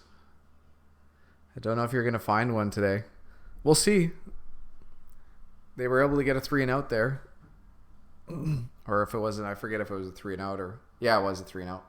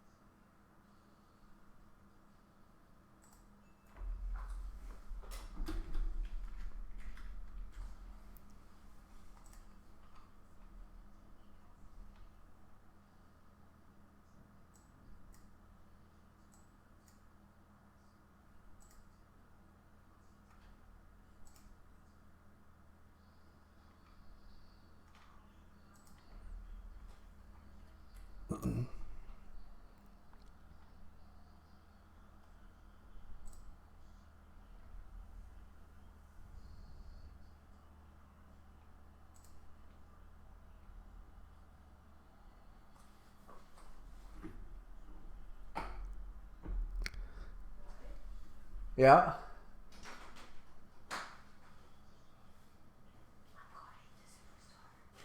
Okay. Have fun. You got my list of things that I shared with you yesterday or the day before? Okay, cool. Have fun. See you later. Bye. It is quiet here. Without the fat guy, he does a lot of the talking. Thought we would see a good game. How about you? Yeah, this game isn't over. Like 4 scores is a lot to make up. Well, technically it's still a 3-score game. And this is a very impressive game for the Niners so far. I already know what you guys' bet of the week will be next week. You had Bowling Green +7 against Cincy. BGSU up by 5 in overtime. Nice. That's awesome. Hopefully you don't get like a double OT. Yeah, Zid has to see the lines. I have to see the lines too. I haven't looked ahead to next week yet. 538 is Kansas City minus 11 over Oakland. That's a pretty big spread considering Oakland isn't that bad. But I think a lot of people are going to be down on Oakland after losing to the Jets. Yeah, Philly minus 6 over Miami. Right now that game's 7.5. That was the only game I've seen ahead to what the line actually is. I think 7.5 is about right. At 7.5, I feel like they're trying to get people to bet Miami. New England minus 2.5 over Houston. I'm guessing that game's in Houston.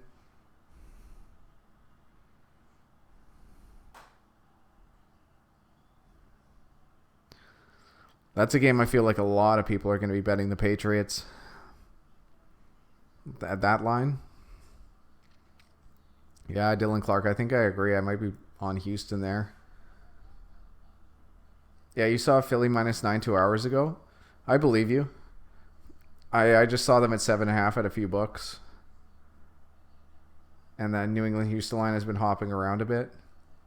Jets minus 8 over Cincy. That's way too much for the Jets. Jets shouldn't be 8-point favorites against anybody.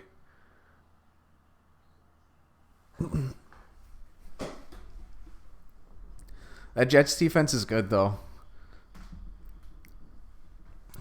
Jets are definitely underrated, but they shouldn't be 8-point favorites. 538 has been pretty accurate this year. Yeah. Setting the lines isn't too difficult. At the very start of the year, very end of the year, yeah, but during the year, it's not too bad. Like the week 17 lines are the toughest. 4th and 4, and the Packers are lining up to go for it here at midfield.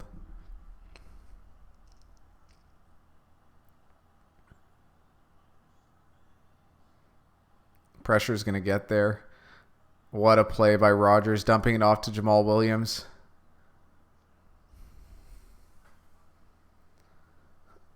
Yeah, Rodgers didn't have any protection on that one, but he hit where he needed to hit.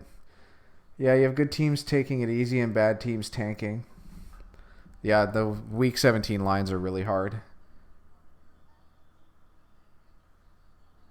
If you've been using their numbers, Zid, I'd say they've been damn accurate. That's true. It's very true.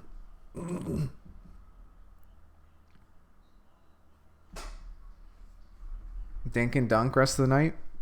If San Fran's going to let it happen, then sure. I'm surprised we haven't seen more screens from Green Bay considering San Fran's pass rush has been so good. Yeah, we'll be live tomorrow night as well, Dylan. I'd love for you to join us. It'll be one of the more fun games of the year. I hope you and OG are there to talk trash with the fat guy.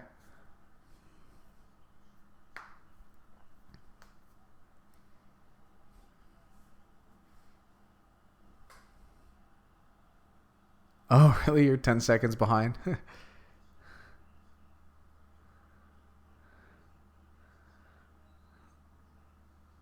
Jamal Williams has been doing well as a receiver. Green Bay needs to run. The run defense is good.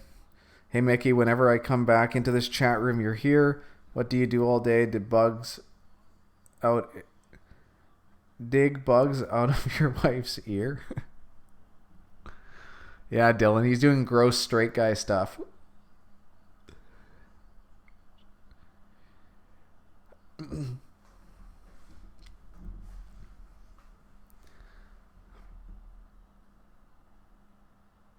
Here's a screen, but we're gonna get probably a face mask here. Mercedes Lewis isn't very happy. I saw his face mask get grabbed there, giving her that vitamin D.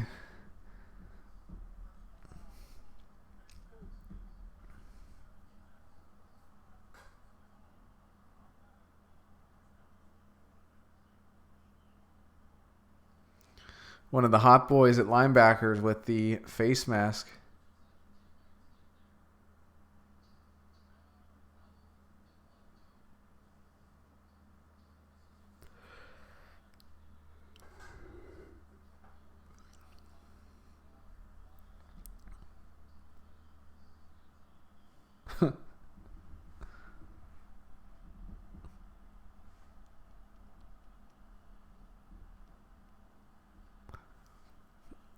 Green Bay in the red zone.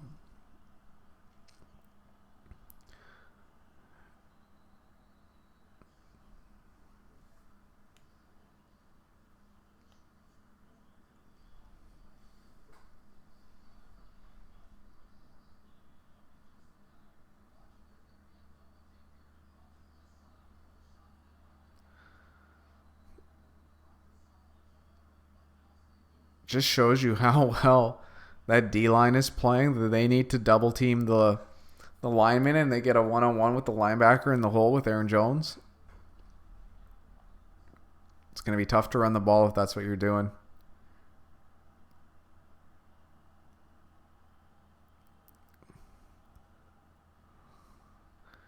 Excellent tackle there from Kwan Williams.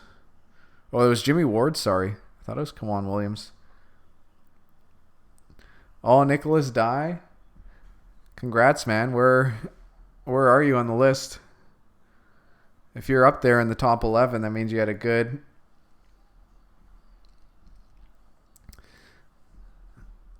I wonder how old OG Cockblock is. Would have to say somewhere between 16 and 20.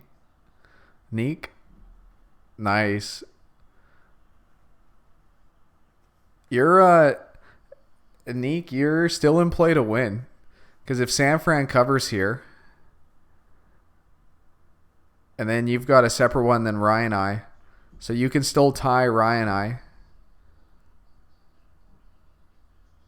And then you got the OU at 58. They got 38.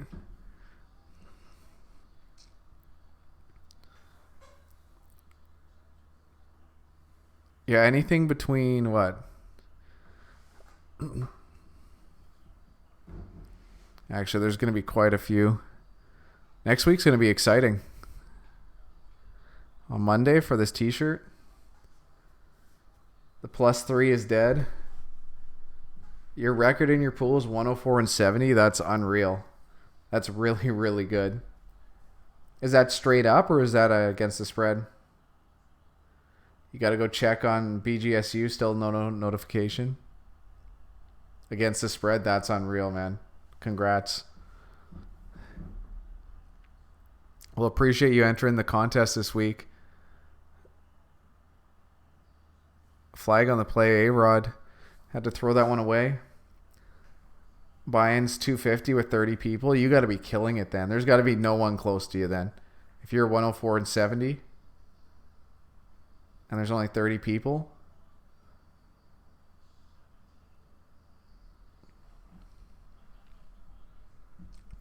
And you had another good week this week if you were 8-4 so far. Yeah, 12-game lead. That's pretty awesome.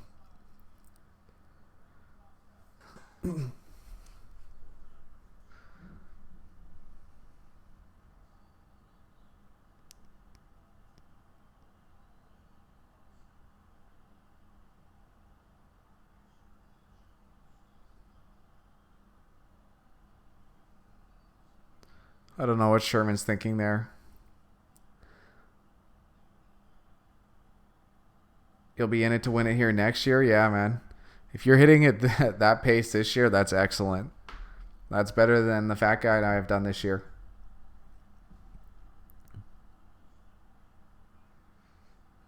A-Rod scrambling out to his left.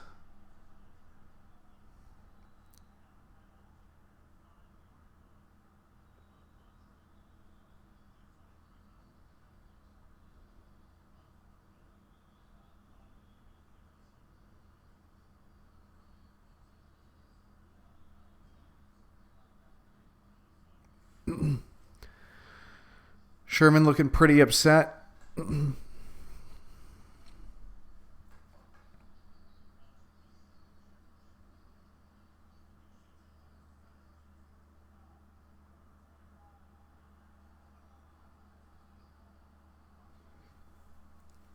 Green Bay's going to pick up a first down here due to a unnecessary roughness call to Richard Sherman. Jason, you're right. NFL keeping it interesting.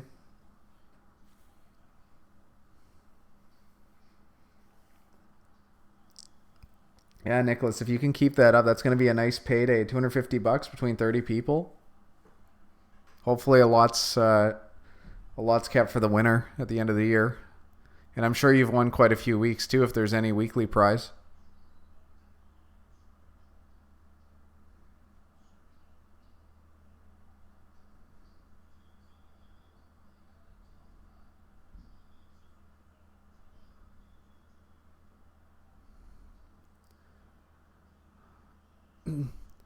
I don't know what Sherman's doing here with Aaron Jones because he just cost his team with 2 penalties. 2nd and goal for the Packers.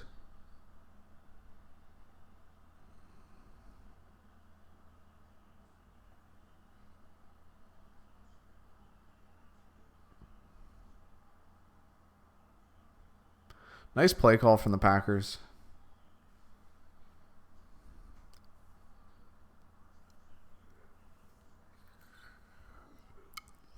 I got a feeling the Packers are going to go for 2 here.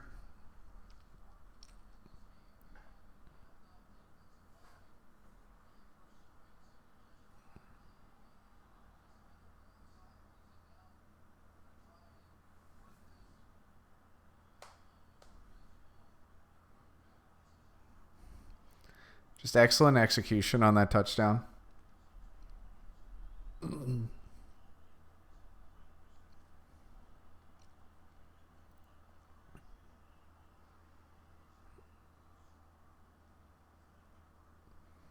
Devontae Adams with 2 big plays. 8 points for the Packers.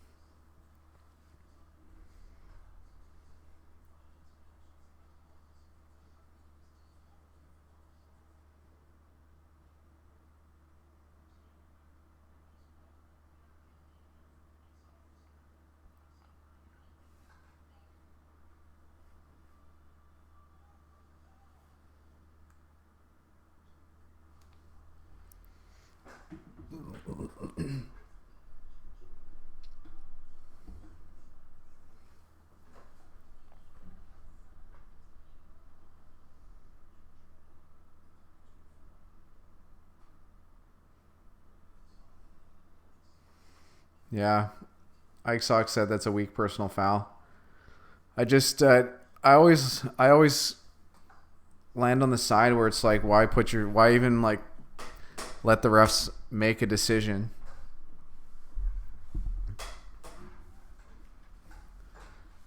Like, why even give them the opportunity to make that call?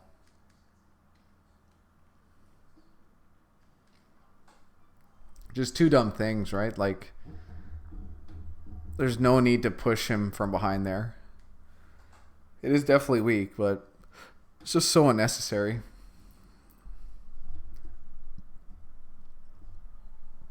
What it really is just a dumb play from Sherman.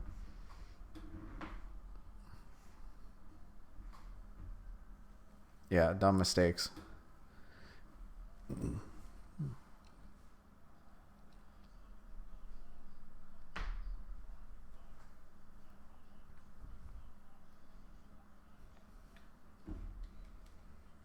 But this game, I'm happy with the touchdown. Makes this game a little bit more interesting.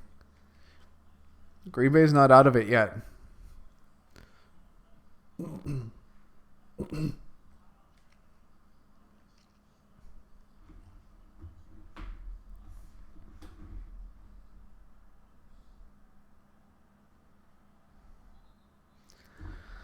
So San Fran will take the touchback here, start with the ball in the 25. Cover probability only dropped from 94 to 91%. That is weird.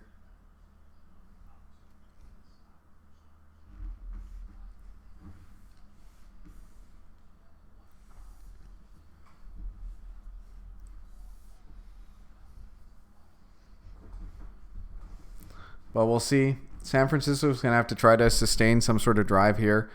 Green Bay did have to take a lot of time off the clock. Ideally, San Fran will keep this ball into the fourth quarter.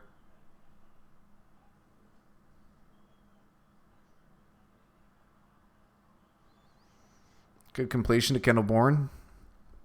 Or Kendrick Bourne.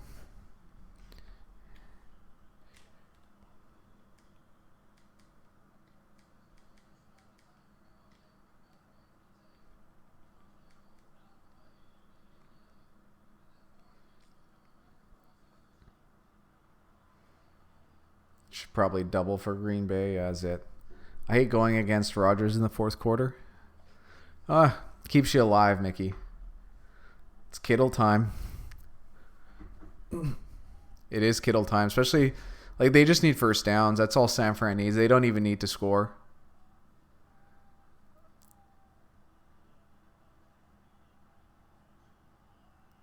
There's Kittle. Touchdown for him. Well, if you can score that fast, win percentage back up to 94. Probably a little bit higher. It's demoralizing as like Aaron Rodgers said to go down the field, do what, like 15? It felt like 15 plays to get that touchdown and 2-point conversion, and then Kittle just scores on the second play of the drive.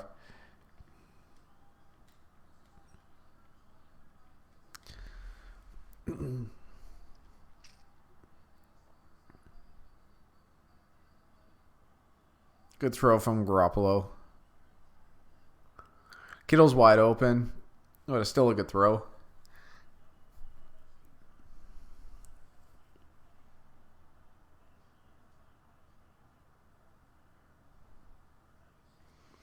So back to a 22-point game with that extra. Yeah, that's 17 and a half.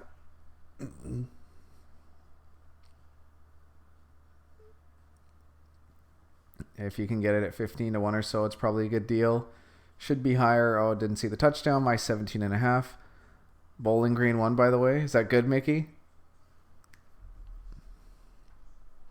I'm so bad with college teams, I don't even know who's who.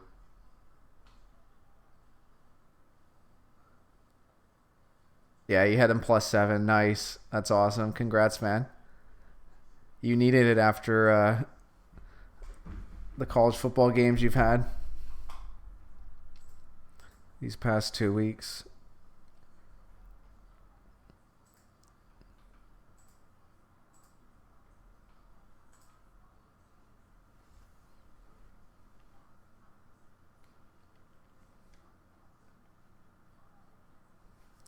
Did Villanova win? Let's see if I can. For basketball, I'm guessing.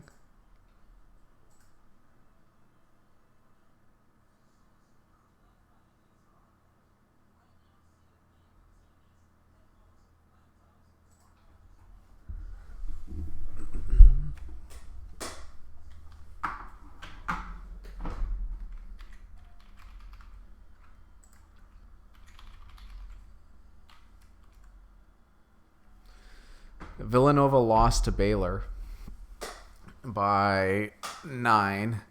And I actually had Baylor even that game. That was one of my bets today. 70% of people were on Villanova.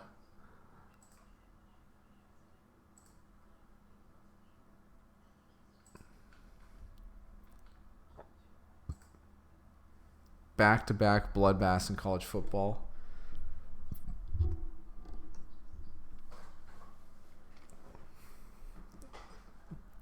Basketball is it. I didn't end up, well, I don't think there was any college football games today.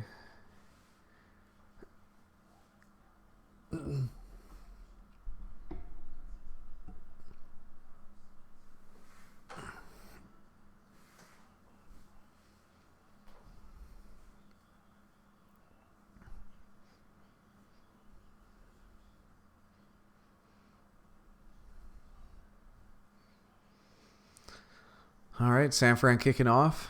We'll see if they kick it short again. It looks like it. But it bounces into the end zone.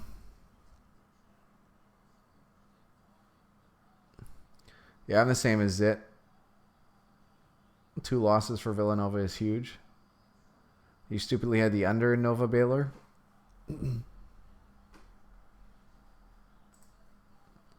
2 losses this early. That game was close spread-wise, so it doesn't seem like from the betting market perspective, it seemed like Baylor was actually the favorite that game. Easy to say after they won, but Villanova was technically the favorite.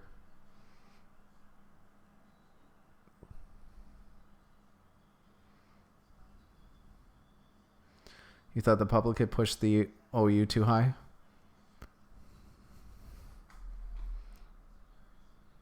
Yeah, it was a neutral site game. The what was the over under? 139. Yeah, and 77% of people were on the over. Just bad luck, Mickey.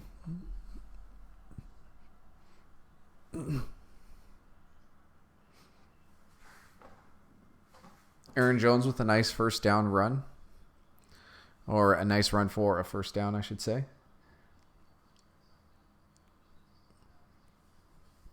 Yeah, you had the under 139.5. That's too bad. You win some, you lose some, right? MVP Aaron Jones, sorry.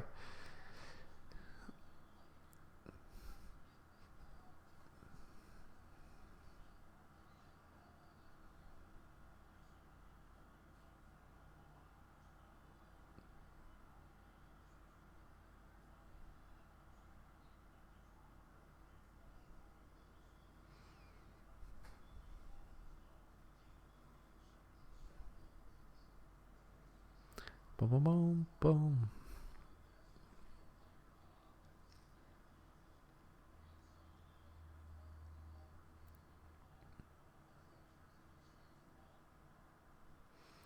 So Rodgers in shotgun with Jones to his right. 3 wide. They hand the ball off again. Sometimes you eat the bar, sometimes the bar eats you. Those are some true words, Mickey Hill. Green Bay can't run. It's just tough against San Fran's going, you can't run. Like, they're just doing everything they can to shut down the run. It's just, this defensive line is just so talented. That's what I always want team. I just like how San Fran's built this team over the last few years. They've spent so much draft capital on these defensive linemen and offensive linemen, and it's paying off. Because Green Bay's offensive line isn't bad. Like, injuries have hurt them this year. Yeah, with money on the line, Jason wants the ball in Aaron Rodgers' hands to make plays.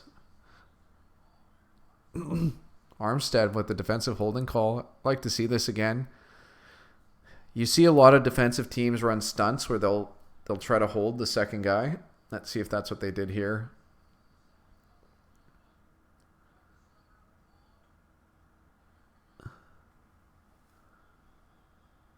The toughest part there is that, like, Armstead could have just beat him. Like, he had leverage on that side and he just grabbed on unnecessarily. San Fran's been forcing turnovers like crazy. Well, the defensive line is so good and they have athletic players behind them to make plays. Mama and Papa Bosa should have fornicated more. I don't know how old they are, but maybe it's not too late. Maybe the Bosa brothers should just have kids with each other. Turn out some real studs. I want to hear what Dylan Toddfield would pay for those movies. Yeah, some stud fees for Papa for sure.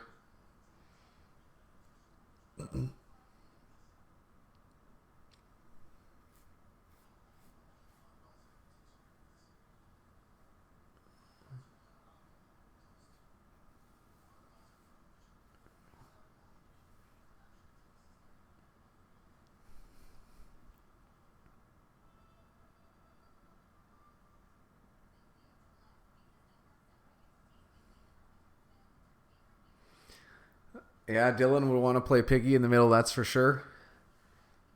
He could be that little part in the middle that holds together the Eiffel Tower.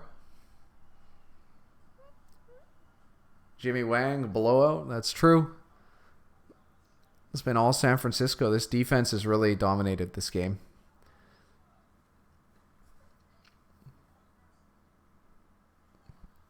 Their special teams has been really good too. It feels like Green Bay's got a long field to play with every time they get the ball.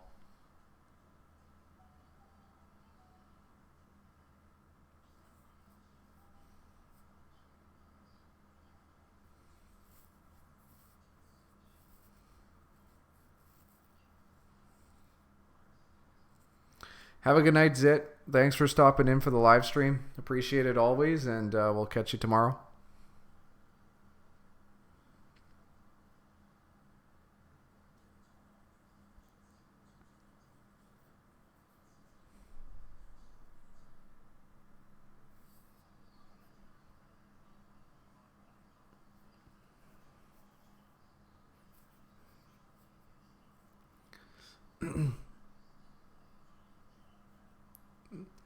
That bridge with the lights in San Francisco looks awesome.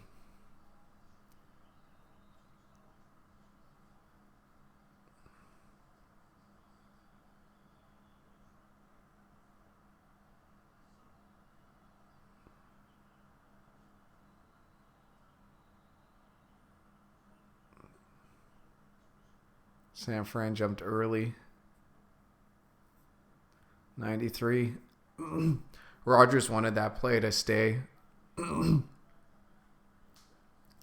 Any tip on Turkey Day? Not yet.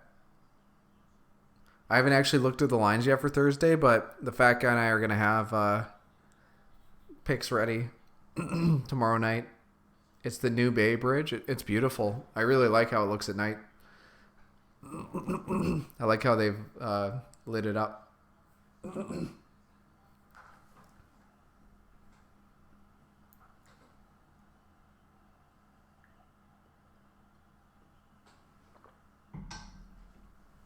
First and 5 for the Packers. They go with a screen out to Devontae Adams. He picks up some nice yards after catch. Nice. You just got the over with Florida Xavier. Awesome, Mickey. It hasn't been all bad today.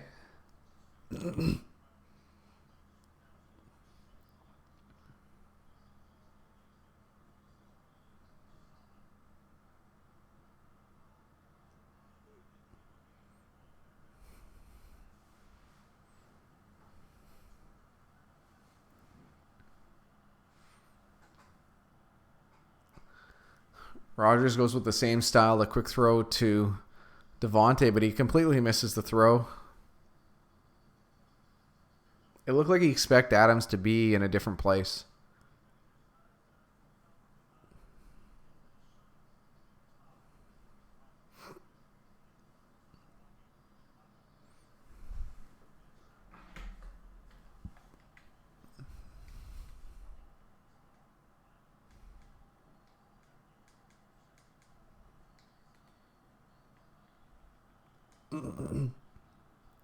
Play action for Rodgers. And he misses on Lazard.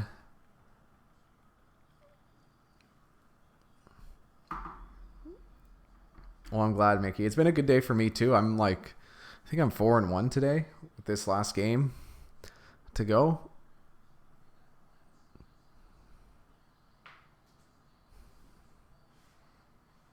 It's a nice day to be a contrarian, that's for sure.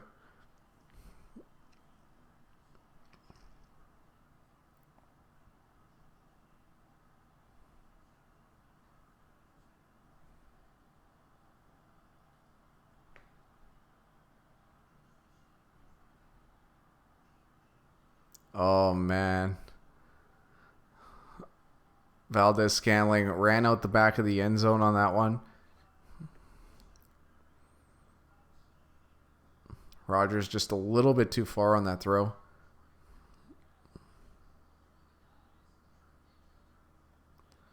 Oh, Valdez-Scantling didn't even get 1 foot in.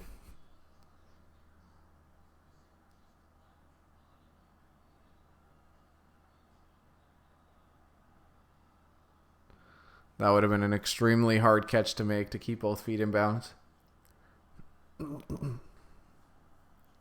4th and 10, the Packers lining up. They go for it.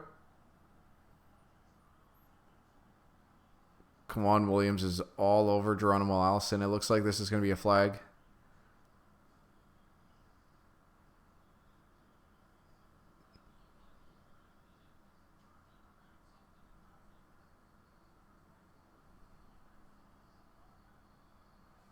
PI in Green Bay stays alive.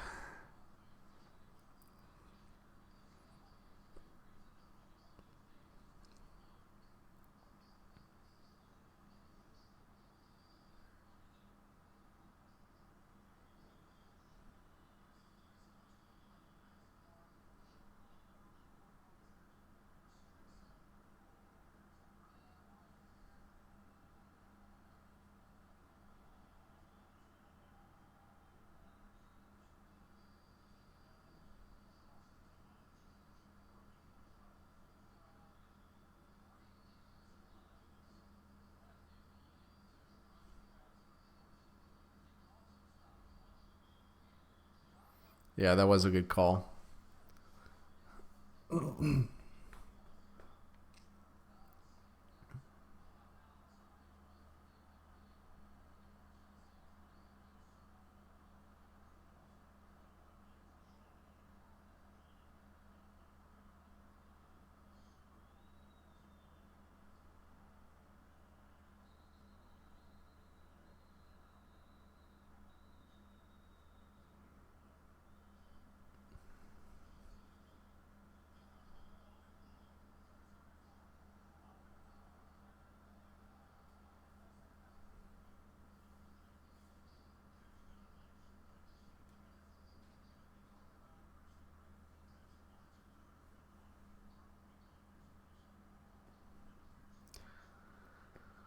You can't go a game with San Fran on TV without them showing John Lynch at least once.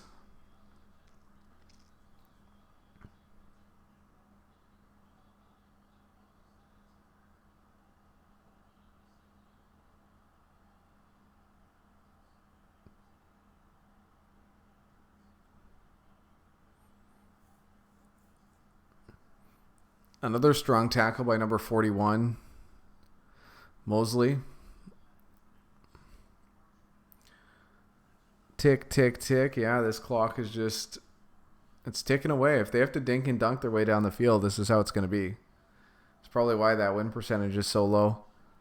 Fat Guy's not here tonight for the stream. He'll be back tomorrow, though, for the Monday night game,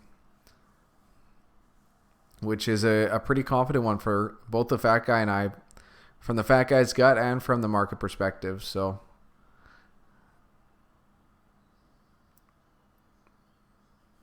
Jamal Williams picks up about 8 or 9 on that play. It's going to be 4th and medium, about 4th and 6 or 4th and 7.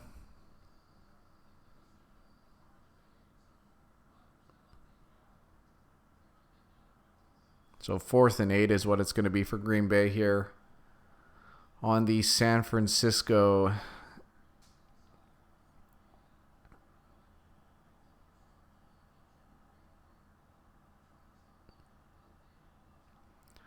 (27-yard line.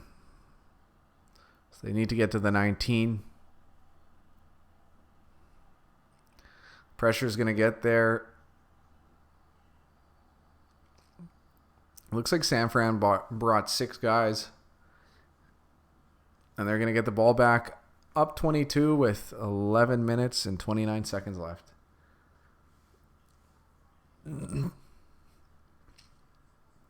+3 is going to be hard to hit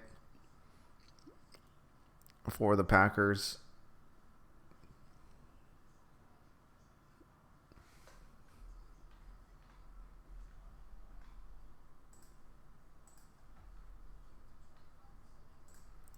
Let's see if I can see what the live line is.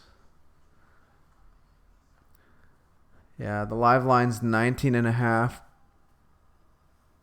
with heavy juice on the 49ers. -19.5 at -130.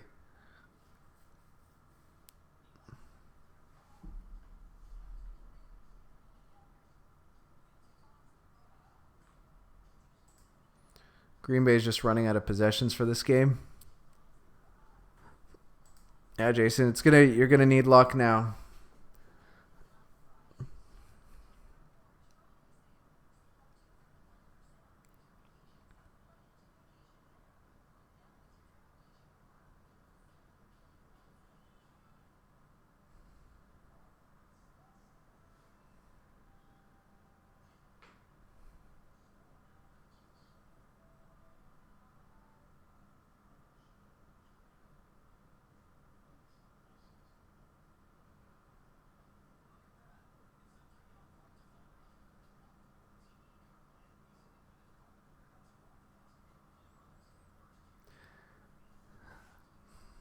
They're doing a good job keeping their lane assignments while rushing Rodgers, not giving him escape routes. That's a really good way of putting it, Mickey.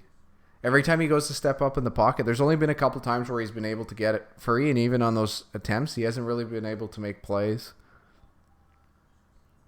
It's going to be interesting to see next year what the Packers do to add to this team, because defensively they're pretty good. They could probably get it better in a couple spots, but this is one of the rare teams where I'd say a receiver would really help. You just see how strong like a team like Tampa can be with the receivers they have. Rodgers is one hell of a player, but to only have Devontae Adams and then like really all these other guys have been so poor.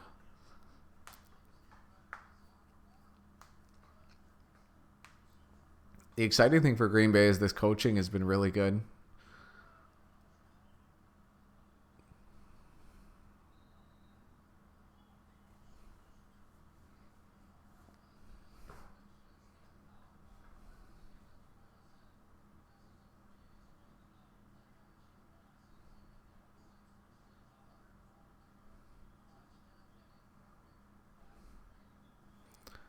Well, San Fran's winning and Green Bay's doing everything they can to stop the run. I hope his play action is going to be this good.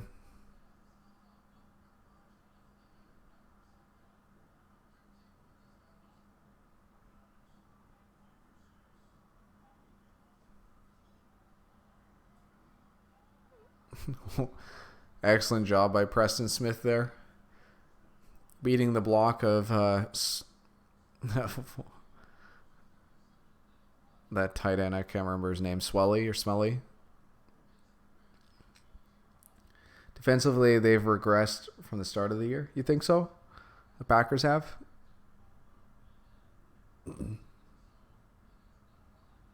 Maybe it's just because they played so well at the start of the year. Because this is still a really good defense.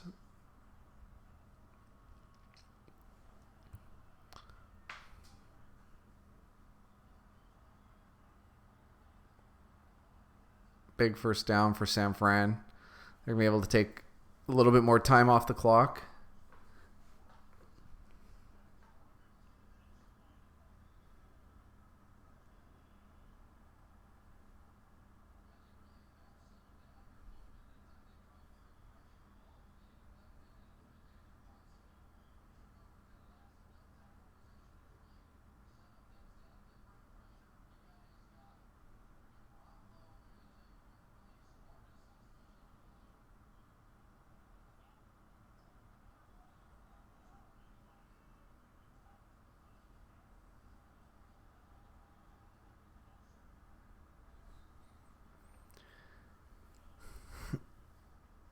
Jason, I just need a Green Bay touchdown for 17.5. Am I asking too much? Not at all. It could still happen. You're going to need Green Bay to make a stop and get this ball back. And then a touchdown is definitely reasonable. San Fran Baltimore Super Bowl rematch. Oh, what are the odds? Someone would have to pull up the 538 chances of both teams making the Super Bowl. I'd have the numbers to tell you it, but I don't have it updated to give you the exact number. Yeah, as it could tell you. Well, it's to have those two specific teams, it's pretty unlikely, but for San Fran to make it to the Super Bowl. I don't know, both is probably 10%, so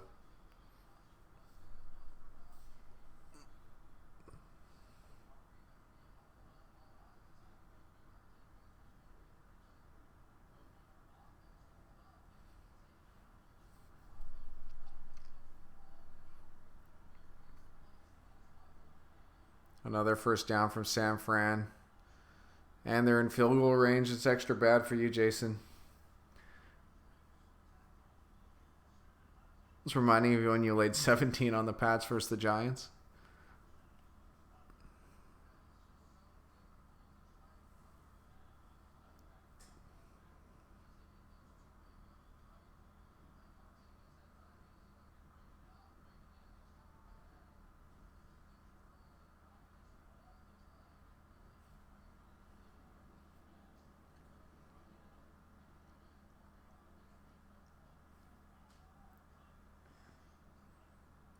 Yeah, Mickey.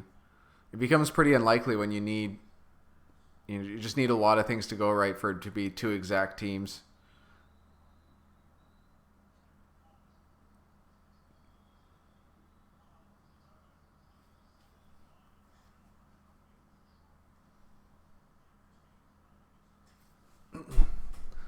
Let's see if I can find the exact.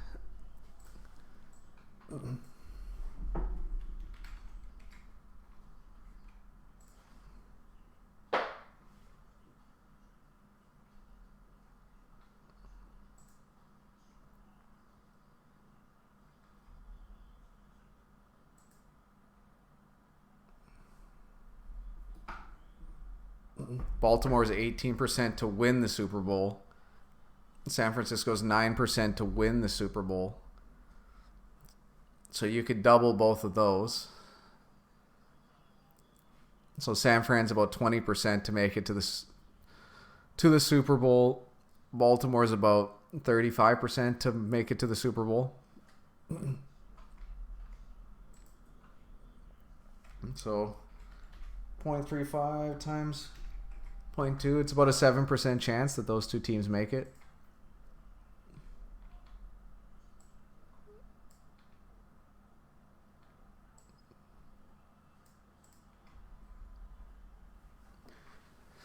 Another first down for San Fran.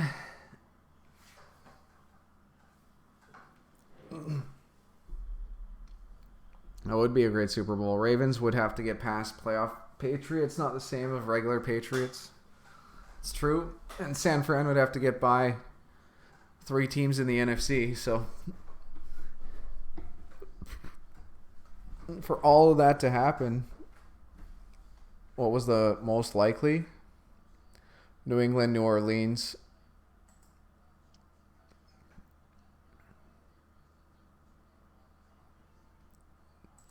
.5 times 0.28.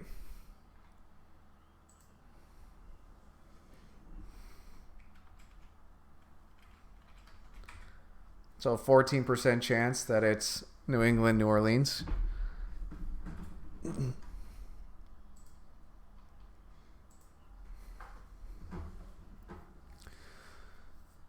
Yeah, too bad, Jason.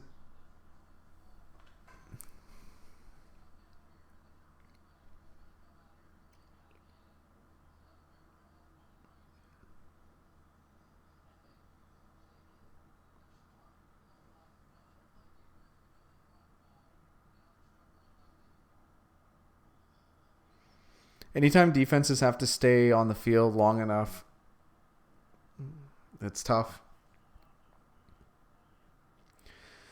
Dylan would have a Laney boner if he got that.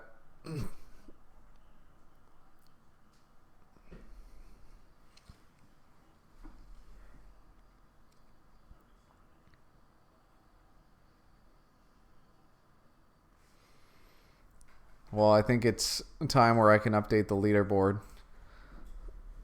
San Fran's going to cover this one.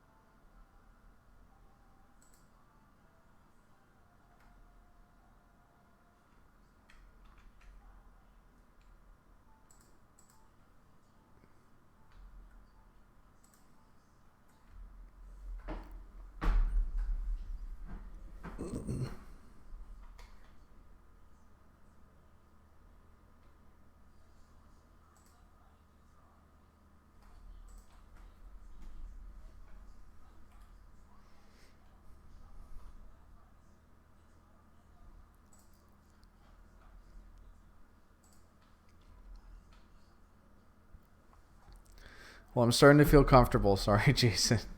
People can't say the Niners haven't played anyone anymore. Tomorrow's news is going to be fun. Yeah, the Niners were dominant tonight. You know, they were 60% to win this game, and they've had probably the best outcome they could have had. C-Stop still kind of tripping about that Bears not covering 5.5, especially 8 out of 9 came in on that ticket. That would have been so nice, especially because you didn't play as many as you usually do. You played like a third of what you usually would. And to hit one, like a full one, oh my goodness, that would have been really, really good, C-Stop.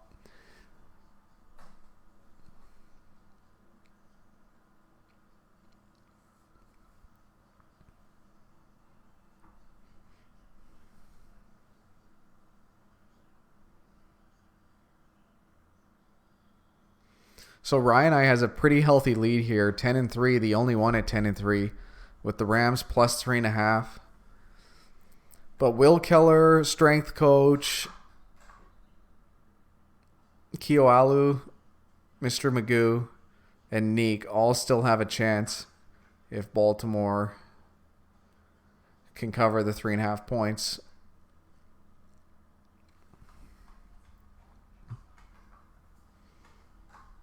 The real fat guy. Let's see.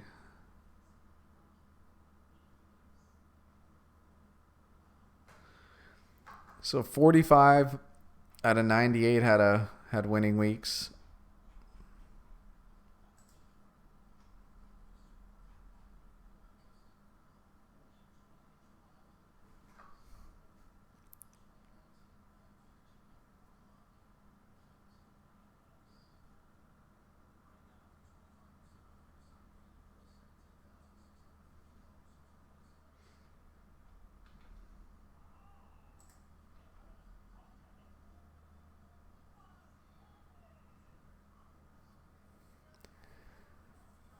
Yeah, Bears cost me some cash.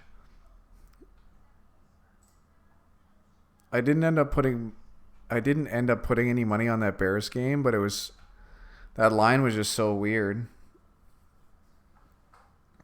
You think the Niners are going to lose back-to-back games with Ravens and Saints? Well, DT, I was just talking about Saints-Patriots is the most likely Super Bowl, about 14% chance. And they've got the Saints at about a just under 30% chance to make the playoff or make the Super Bowl, which has got to be music to your ears. That's got to be pretty exciting. They are the favorite out of the NFC at the moment. And that's a stacked NFC, so it's going to be tough. Yeah, Saints Patriots, it's about 14% chance that they make it.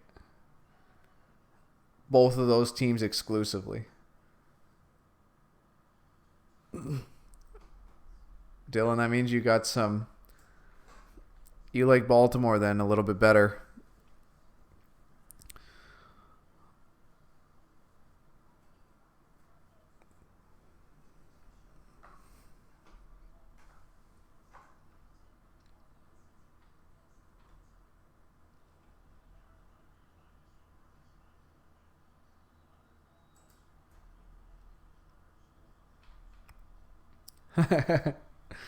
I think Mickey's onto something here, Dylan. I think he's reading your mind. All right, Packers back with the ball here. Just under 5 minutes to go. Did they got a backup in? I don't think that was Rodgers.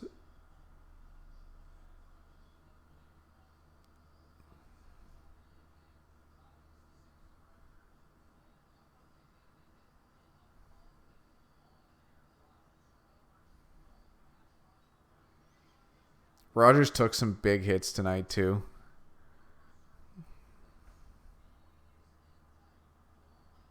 That last one when the guy jumped in and punched the ball out. Holy smokes. I didn't see again. Is Rodgers out? Yeah, he's out. I always told Fat Guy the Packers D was overrated and he kept denying it. He must live in Africa because he's in denial. The backup just got murdered. Yeah, I thought so. It looked like such a strange throwing motion. I was like, that didn't look like Rodgers on that first play.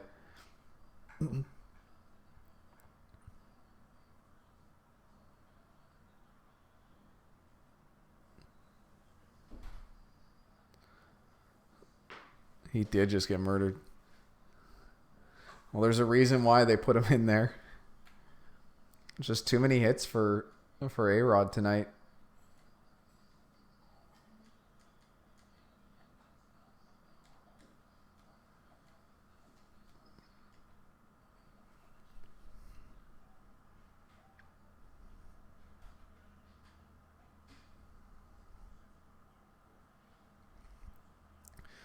I know someone said that Jamal Williams was going to lead this game in rushing, and I don't know what the numbers are.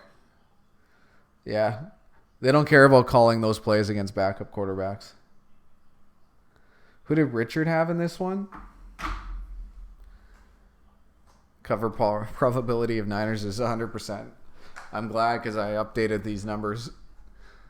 I got to find out what Richard's name was this week.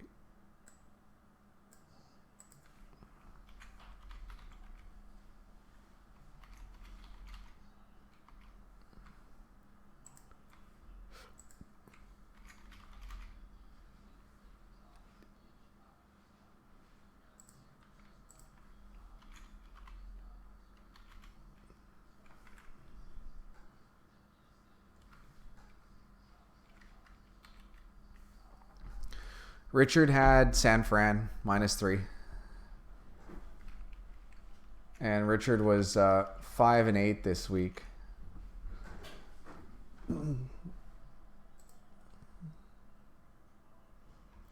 Richard's E-Steelers. The overall leader is Jake Jacobs. And I think Jake had... Jake lost a game there, so he would have had... the Packers.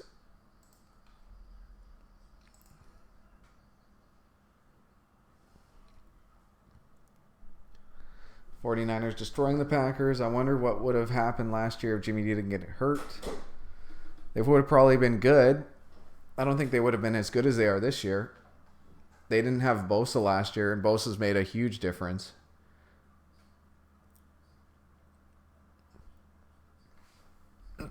I'll pull up the overall.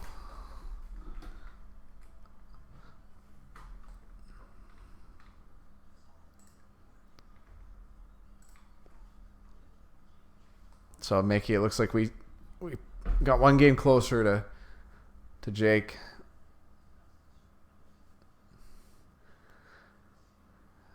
Hey, OG Cockblock, still laughing at those Ravens, my friend? OG said, my friend is a Packers fan, so I'm going to bash on him a bit.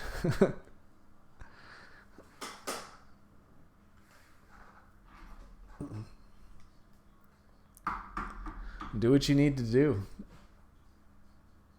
It was funny when I put Ravens at 3 when they were like 6-2 or something before they beat the Pats and Texans badly. That's true, Dylan. You were ahead. It's a very good prediction on your part. OG wants the Ravens to win.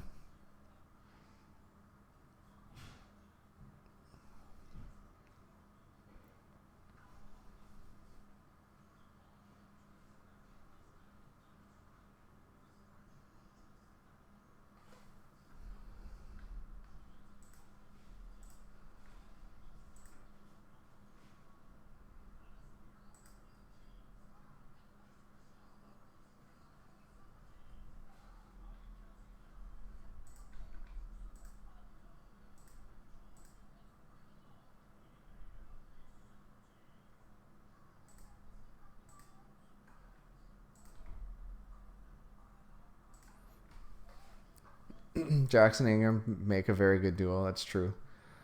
Jackson and anyone's going to make a good duo. But Ingram's is a really good running back. He gets underrated by a lot of people. Oh, gee, now you wish you bet this game because I was right. It's always easy to say after the game. You got to focus on making the right decisions before. Both play wise and persona. They get along well. It helps. Anytime you're winning, like eating peanut butter and jams now, trying to console yourself. That's the toughest part about in-game betting, Jason, is that you're just you ride this emotional wave of, oh, the Packers have to come back. And it's just not always the case.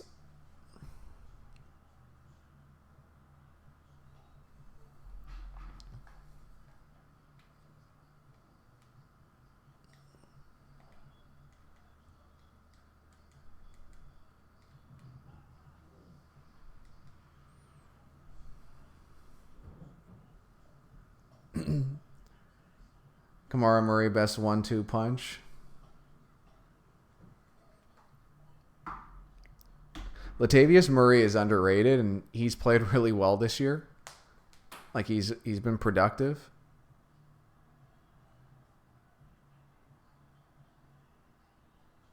Oh, a flag comes out late on that play. I like LJ, but I'm not sure their system is sustainable. You put your quarterback at risk too often. That's true. It's one injury and that team is kind of flipped upside down. But you can say that with a lot of teams, right? Like if Brady goes down, the Pats are definitely not the favorites to win the Super Bowl.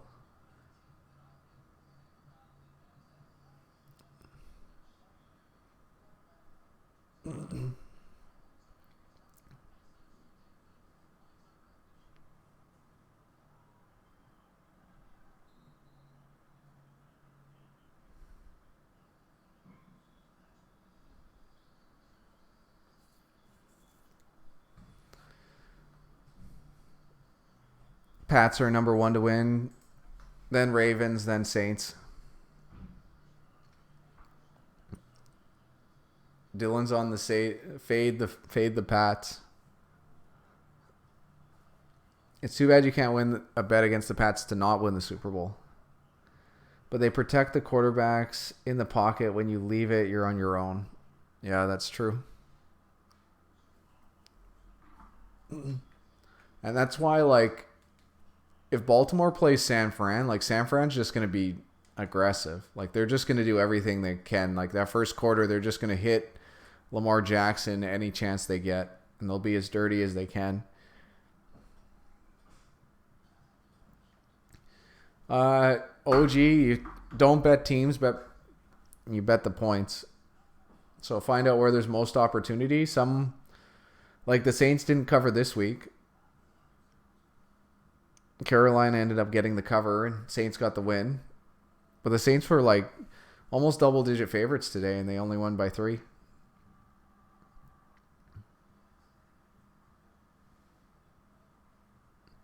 Follow along with the fat guy and just try to figure out what games he actually likes. Games where he's not waffling back and forth and trying to decide.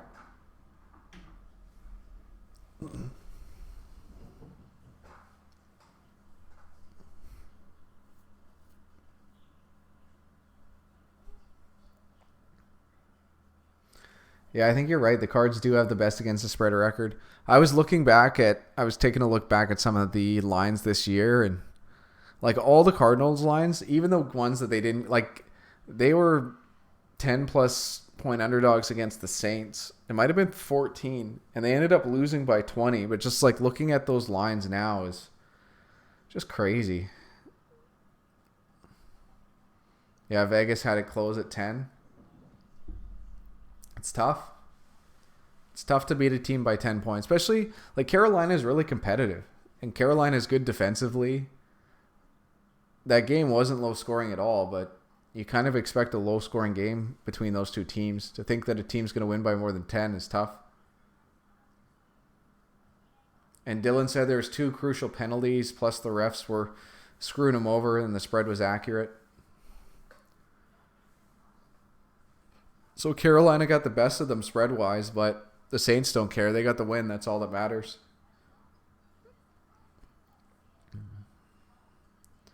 Two divisional teams, like a 3-point spread is kind of right.